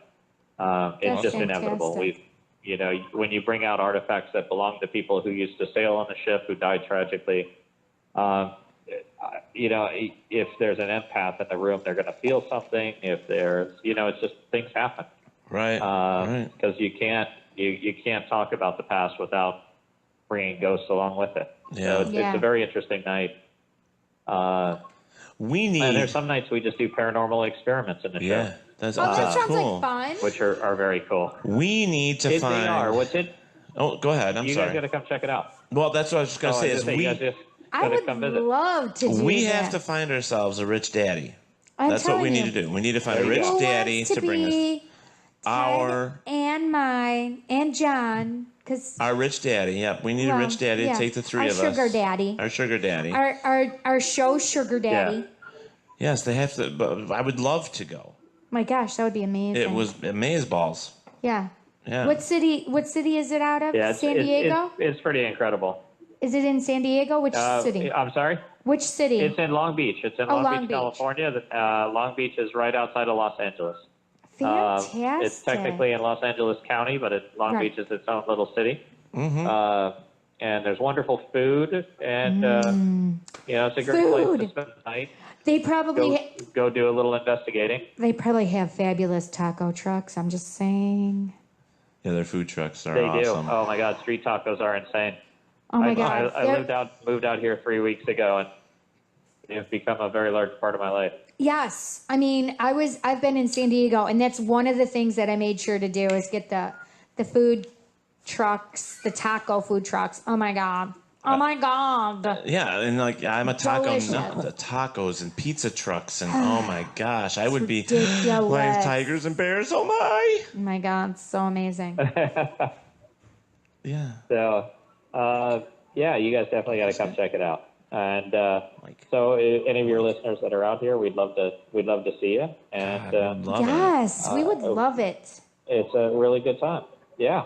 Yeah, that would just be glorious. I would love Hope it. your sugar daddy has a big van. There will be a lot of siblings. That's what Helen said. That's right, Helen. Helen will be our co-pilot too. There you go. That's amazing. That's just awesome. Now, we want to say thank you for joining us. We know you're there to have fun, and you took time out of your schedule to join us here. I think it's just amazing. And we hear the stuff in the background. It's the stuff in the background is like we hear music and stuff. It's like, damn it, I want to be at Disneyland. I never been to Disney. I keep trying to find a quiet spot. No matter where I move, a band starts up. So, yeah, we're gonna go visit the Cars Land. Mm-hmm. So are you there with you? Did you and your family move there? I've got some friends, so it's just going to be a good time. Got it. This is kind of the last night out before I got to go on the road to Atchison. So yeah. Nice. I would be It's stalking. nice to kind of have a night out. Talk to you guys, and I would be stalking tomorrow the we'll stop characters. back by, do a little more work. It's going to be a good time. Yeah, I would be stalking the characters. I would be like butt pinching like Goofy and Oh my God, that. yeah, Pluto. I'd be out there like yeah, but you get in trouble for that stuff. Yes, you do, my friend. Yeah, they do.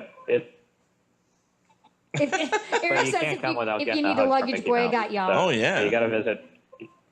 You got to see Mickey and Minnie, and then the trip is complete. MICKEYMOUSE, Mickey Mouse, Mickey Mouse.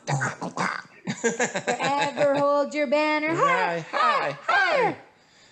Listen. See, you thought you'd stump me again. No, I didn't think I'd We've stump you. officially dated ourselves. Yeah, exactly. Well, not me. I actually saw it in reruns. Well, if you don't mind me asking, Aiden, like what age range are you? What age? What year did you graduate high school? For the show. Oh, me? I'm 40. Oh, old soul. Wait, 40? 46?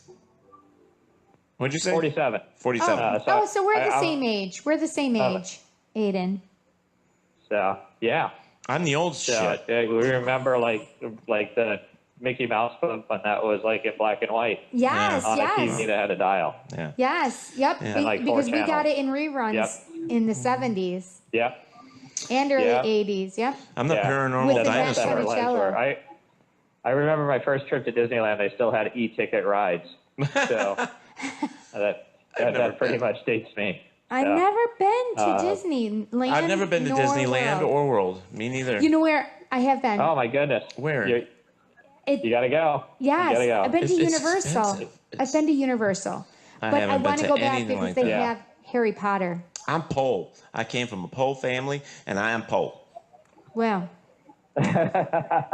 we'll have my sister buy us tickets. That's so nice. Well, if you go to any of the Disney parks, they will make sure you stay in that social status. You know, because they will just take all the money that you have. You'll be good to go. Right. Well, Pole, you know what they're Exactly. getting? They're getting mud money. Mud money. Haven't you ever Yeah. made mud money when you were a kid? Instead of mud pies, you made mud money to pay Oh, people yeah. with mud money. And to pay for the mud pies. Yeah, exactly. That's cute. Well, Aiden, we know you got to go, but thank you so much for joining us. I mean, you're an amazing fellow. Anytime. We love chatting with you, and we definitely would love to have you back having again. us. Well, we'd love to have you back again at some point. Absolutely.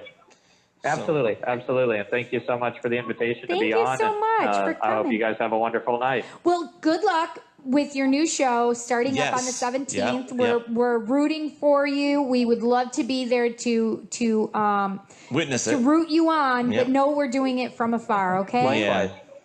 Have That's fun. all right. That's all right. And we hope to talk to you guys soon. Yes, Okay. take Well, care. take care. Thank you so much, Aiden. No worries. Talk to you soon, and be safe, guys. You Thank too. you. You Thank too. you. Drive careful. Bye. Bye-bye. because he's going to be on the road. Yeah, he is going to be on the road. Oh, my God, it's so amazing. He's just a po' boy, no needs for sympathy. Nobody loves me. He's just a po' boy, nobody loves me. And it says he needs no sympathy.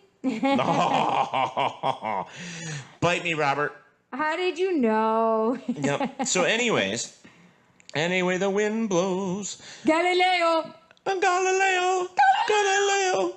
Galileo. Figaro. Let's not give up our day jobs. That's terrible. Okay, so you guys, because it's both easy come, easy go, little high, little low. Okay, all right. I can't help it. They are doing it. That was Eric. Okay, all right. Well, I want to say that we had two amazing guests tonight. They were both just great guys, and I'm so thrilled that we were able to talk to them. Is it stuck in your head? No, they're singing it in here. Oh my God, you guys are cracking me up. That's Seriously. Right. I love it. Anyways. Okay, I'm sorry. But thank you, Chad. Thank you, Aiden. I mean, those guys are Thank amazing. you guys. Absolutely. I loved having both of them on the show, and I can't wait to have John Tenney now. I know. Because of Chad. John Tenney, we're stalking you. Yes, we are. And actually, we got some really cool guests coming up. In fact, next Monday is going to be one of my favorite episodes, I'm sure. Same with you, because it's Elizabeth Saint from Ghost of Shepherd's Town. Yes, we're going to have a great But time. she was also on another show that I loved watching when she was younger. She was at Penn State. Mm-hmm. She was there with, it was what the hell is the name? Paranormal State. Oh, yeah, Paranormal State, yes. Yep. So I think it'll be a great show next week. So make sure, guys, you have your questions for Elizabeth Saint next week. I am going I'd to rather say... have a John 20. I am going to say this, though, because I've been putting it out there, and I don't know if you guys are listening or what, but it is October. What month is October? Breast cancer awareness. Breast cancer awareness. So, guys, please, get a white t-shirt, tie-dye it, pink, whatever. Get your butts in here. Yeah, now show we our have pictures. So we're going to have to make our own shirt. You and I will have to make our own shirts. So we'll make our own shirts and show them all they got to do. We'll just make our own shirts. I will grab one of my old white t-shirts and I will tie-dye that sumbitch. Sumbitch. Purple. Oh, my pink, God. All different colors. Okay. No, it has to be pink. No purple. Just all pink. So they're talking about, because we're going to start headbanging here. Edna said, that's awesome. Eric said, pretty excited about the movie coming out. Yes, but me too. Movie? What? What are you talking Do you not know that the movie is coming out? What movie? The movie about Queen. Oh, that movie. Yes. And Heather goes, Magnifico. And she also said that, would you guys be interested in going to Pennsylvania? Yeah. Yeah. What? Our friends are looking for us to come back to Pennsylvania. They got some places for us to investigate. Yes. Go to the real Silent Hill where the fires are still burning in the mines. That sounds like a plan. Let's go. Silent Hill sounds like some scary movie. It was. It was. Silent Hill was a movie, yeah. It just scares the shiz out of me. Mm-hmm. Even the thought of that. Yeah. Or like the hills have eyes. Ah! So I gotta ask, anybody watched the new Doctor Who? Did anybody watch the new female Doctor Who? I have been binge watching. Binge watching or binge watching? Binge watching the old Tom Baker's. I know you said that. Episodes. I've That's been watching awesome. them. Been watching them like I would crazy. like to go back and look at all them. Where are you binge watching them from? It's actually called Brit TV. You get it free for 7 days, and then you can dump it if you want. But Where do you find it? On your phone. What? Brit TV. It's $6.95 a month, and you can watch all of their shows, classics as well. Shun him. So you can watch Are You Being Served? And if you've never seen Are You Being Served, Oh my you God. need to watch that show. That is hysterical. We were talking about this, and I'm like, wait a second. I think I've seen this show. And then we were talking about one of the same episodes. Out of every single one that could possibly be, I see that one episode. I love I love that show. It's just an amazing, fun show. And I know for Brit TV, it's just an awesome thing. Guys, you guys were awesome. The questions were good today. It was fun. And Helen says real men wear pink for their women in their lives. So did you read my story today on Facebook? Wait, what? No, I haven't been. Okay. Dude, all right, let me tell you the story. I'm going to read you a story. I'm like social media inept lately. Right. It's too overwhelming. These 3 girls, teenage girls, were best friends and decided one night to pass the local cemetery on their way to a night function at school. Okay. As they started by the opening of a cemetery, a man appeared and frightened the girls by pure accident. The man said, "I'm sorry, I didn't mean to startle you. May I walk with you?" The girls agreed. The man said, "Oh, thank you. I remember what it was like to be scared when I was alive."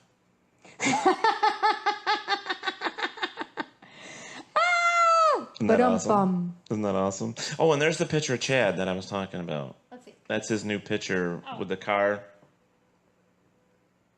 Oh, I like it. Mm-hmm. Yep.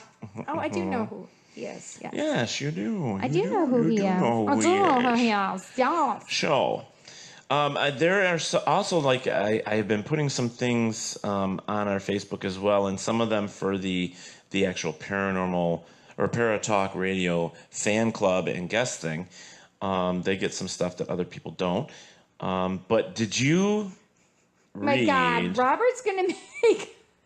What? He's going to take a white T-shirt. He said, ooh, just had an idea. Got white shirts in the closet. Got fake blood here from last year. Wonder if the blood might show up pink if hit with the right lighting. Yeah, probably.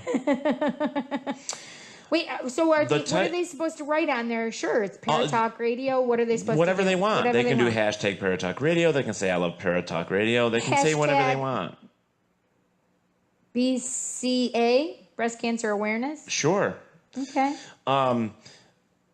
Irish farmer claims he was sexually assaulted by a leprechaun. Please, I need to hear more about this. I kept scrolling by it. I'm like, somebody said, "Oh my gosh, maybe you shouldn't bend over in front of a leprechaun." Yeah, it says a dairy farmer from Southern Ireland says he was sexually assaulted for 2 days by an extremely short bearded humanoid, which he says is a leprechaun. In an exclusive interview broadcasted this morning on RTE, Angus Brennan from Watergrass Hill near Cork says he was milking his cows on Saturday when he was hit on the head from behind with a shovel and a similar tool. The attack knocked him out, and when he woke up a few hours later, he had been tied up to a support beam inside his own barn. The 54-year-old farmer says he was repeatedly raped over the next 40 hours by a waist-high midget with a red beard and a cocked hat. Get it? Cocked hat. Never mind. According to Mr. He just said never mind after. Yeah. So according to Mr. Brennan, the leprechaun raped him for more than 20 times over the weekend before leaving for some unknown reason.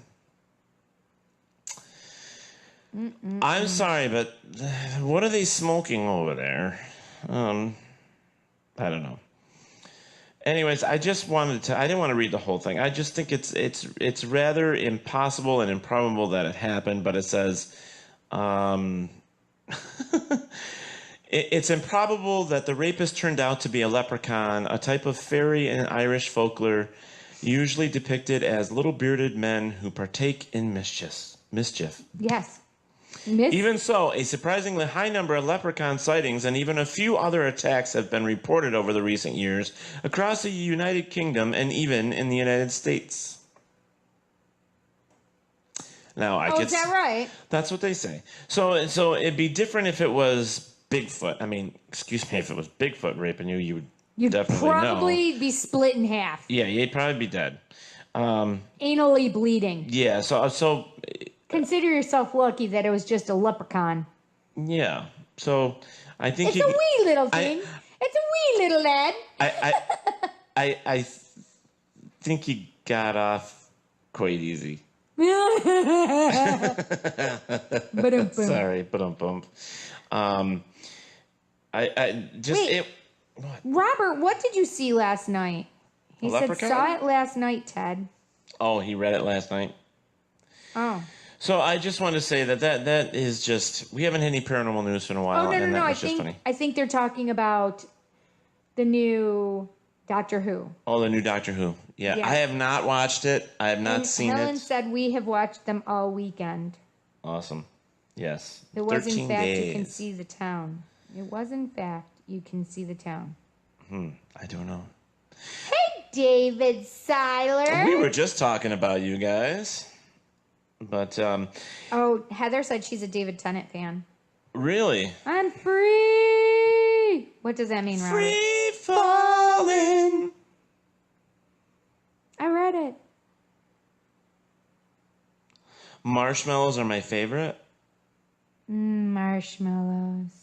Well, you know, old Doctor Who. What had him rolling? I'm so confused. I'm far behind, guys. Yeah, I'm the sorry. old Doctor Who was Jelly Babies. Oh, that had me rolling the leprechaun story. Oh, yeah. Where's his pot of gold, David? Well, that's what I was thinking. If he was going to get popped that Pints many was he times, drinking? if he was going to get popped that many times, why didn't he at least leave him some of the gold? Right. You know? No. No, and if it was a leprechaun from the movies, oh my God. Scary. Like, he could have had a huge willy. Was he spent? This is terrible. You're hysterical. Terrible. Always after me, Lucky Charms. Yes.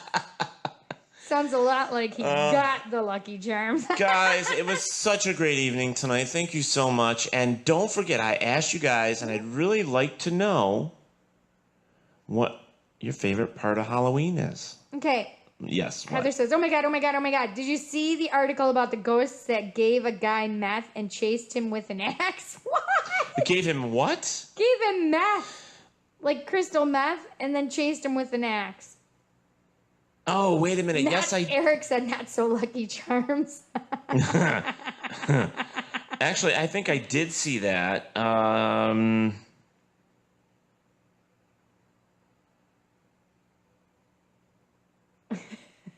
We're so terrible reading your We are. We're kind of like, okay, well, you know, we're going to be doing what the future's going to be doing anyways, not really talking and just, you know. Hysterical. The new Doctor. Yes, I figured that out, Robert. Thank you.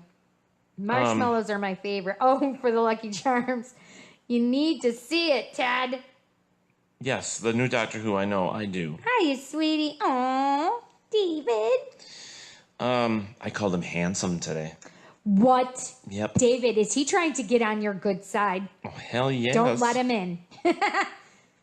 I'm free. Are you being served? Reference. Oh. Yeah. I'm free. Mr. Humphreys, are you free? Yes. That's it. Mr. Humphreys, are you free? I'm free! Yes, that's what, because remember I said that earlier, and I'm like, oh, I'm free, and I didn't understand. Did what it you was. see this one? Bizarre cases of people who spontaneously cease to exist. They spontaneously Cease to exist. Mysterious disappearances aren't new for whatever reason. Some people just seem to vanish without a trace, never to be seen again. Yet, as bizarre as these cases may be, there seems to be an even stranger type of disappearance out there. Is this from Heather? No, this one's different. It says people who vanish in full view of others under circumstances where it seems impossible that they could have ever gone far. There are cases in which people were there one moment and gone the next, seeming to have just literally faded from existence, leaving us baffled and perhaps even questioning what we would know about this mysterious world of ours. Let's take a look at the history of some of the most curious accounts of these spontaneous vanishings of people who, by all indication, seem to have just disappeared. One of the earliest well-known accounts of people spontaneously vanishing comes from us back in the 1700s. Sometime in the 1760s, in the English town of Septon Mullet, there lived an elderly man who, in his 70s, by the name of Owen Parfait, crippled with disease. Parfait, I'm saying Parfait because I don't know what his real name is. Parfait, was said to be unable to get around on his own. Instead, spending his days either bedridden or sitting outside by the doorway of his home where he lived with his sister. According to the story, one day old Owen was sitting in his usual spot by the door where his sister, also his primary caretaker, had been keeping an eye on him as usual. On this day, the weather was rather chilly and Owen had covered himself with a coat. But there were no indications that anything was amiss or that this day was any different from any other time. Owen had sat outside.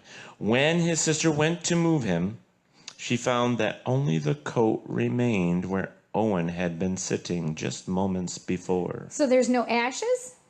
Apparently not. Come on. He disappeared. Well, see, the thing is there's, you know, they have the people that incinerate from the inside out. Oh, the combustion, the people that combust. Yeah. Yes. Yeah. Yeah. Yeah. You know, there are those. I mean, but there are a few cases here. There's one in the 1800s. Wow. There's a few here. Okay, Heather says to look at your messages. Look at my messages. Look at your messages. Okay, next one here says, authorities, Louisiana man said ghost planted meth on his nightstand. I did see this. Says, let me get to the little story. It says... Wait, Eric said, funny thing you posted that. I was watching a video on the tube of you, then seen you posted that one. Yeah. Wait, what was that? I think it was this. It says, authorities in Louisiana received quite the spooky response from a man when he was asked about a bag of meth found on his nightstand. The parish man, identified as Michael Audenberry, called authorities and said he was attacked with an axe and that he was stabbed in the head.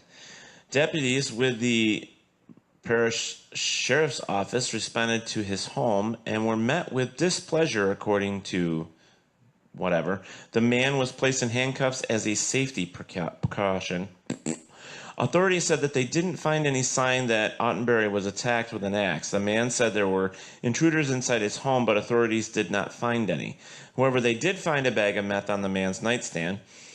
KNOE reports. The man told deputies the intruder or a ghost had planted the meth. Audenberry was arrested for the giving a false police report and for drug possession. That's it. Interesting, huh?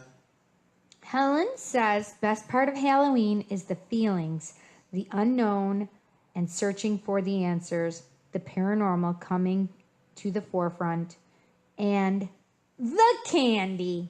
And the candy. I love the candy. Candy part. corn. Oh my God. I love candy corn. Mm-hmm. Oh my God, I'm going to have to get some and bring it in. Yeah. I just saw, this is not paranormal, but I just saw a new way to bake cookies. Like a new cookie, I should say. You make your sugar cookie dough. Okay. Or not sugar cookie, peanut butter cookie dough. Okay.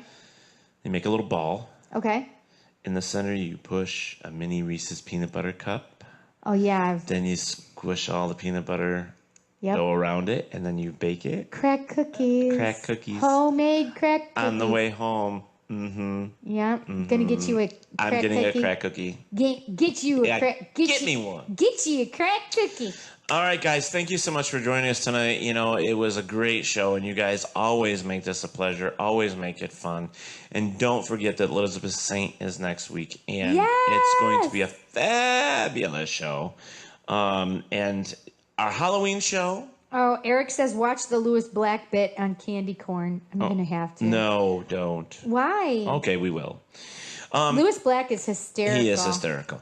He's But so the great. Halloween show, I was talking with Porter on Messenger today. He's excited about the show. It's happening October 29th. 29. It's kicking us off again. Apparently. They're so stupid. I am tired of this crap. Make sure you grab a drink tonight. I can't grab a drink. Eric, I'm allergic. Candy is dandy. Liquor It's quicker. is quicker.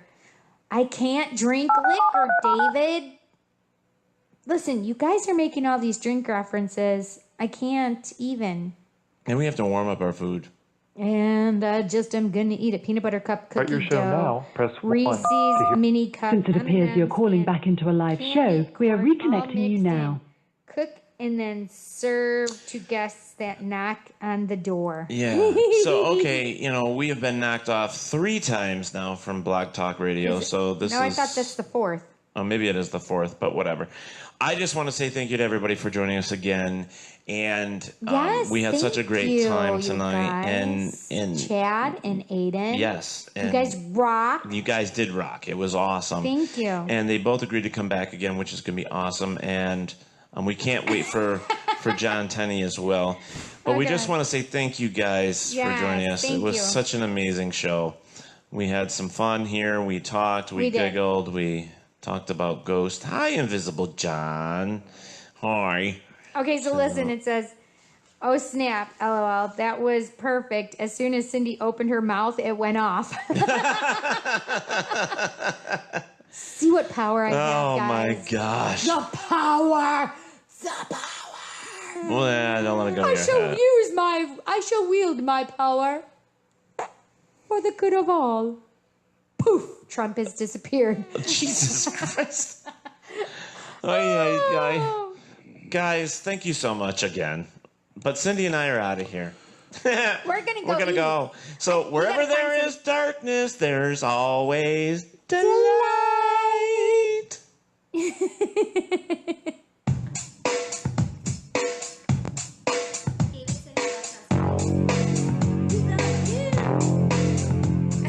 You've been listening to Paratalk Radio with Ted Wolf and Psychic Cindy. Catch us next Monday when we will bring you another fantastic guest. Thank you to our guests, our sponsors, and J. Wolf Productions. Be safe, be good, and remember, wherever there is darkness, there is always delight. ParatalkRadio.com.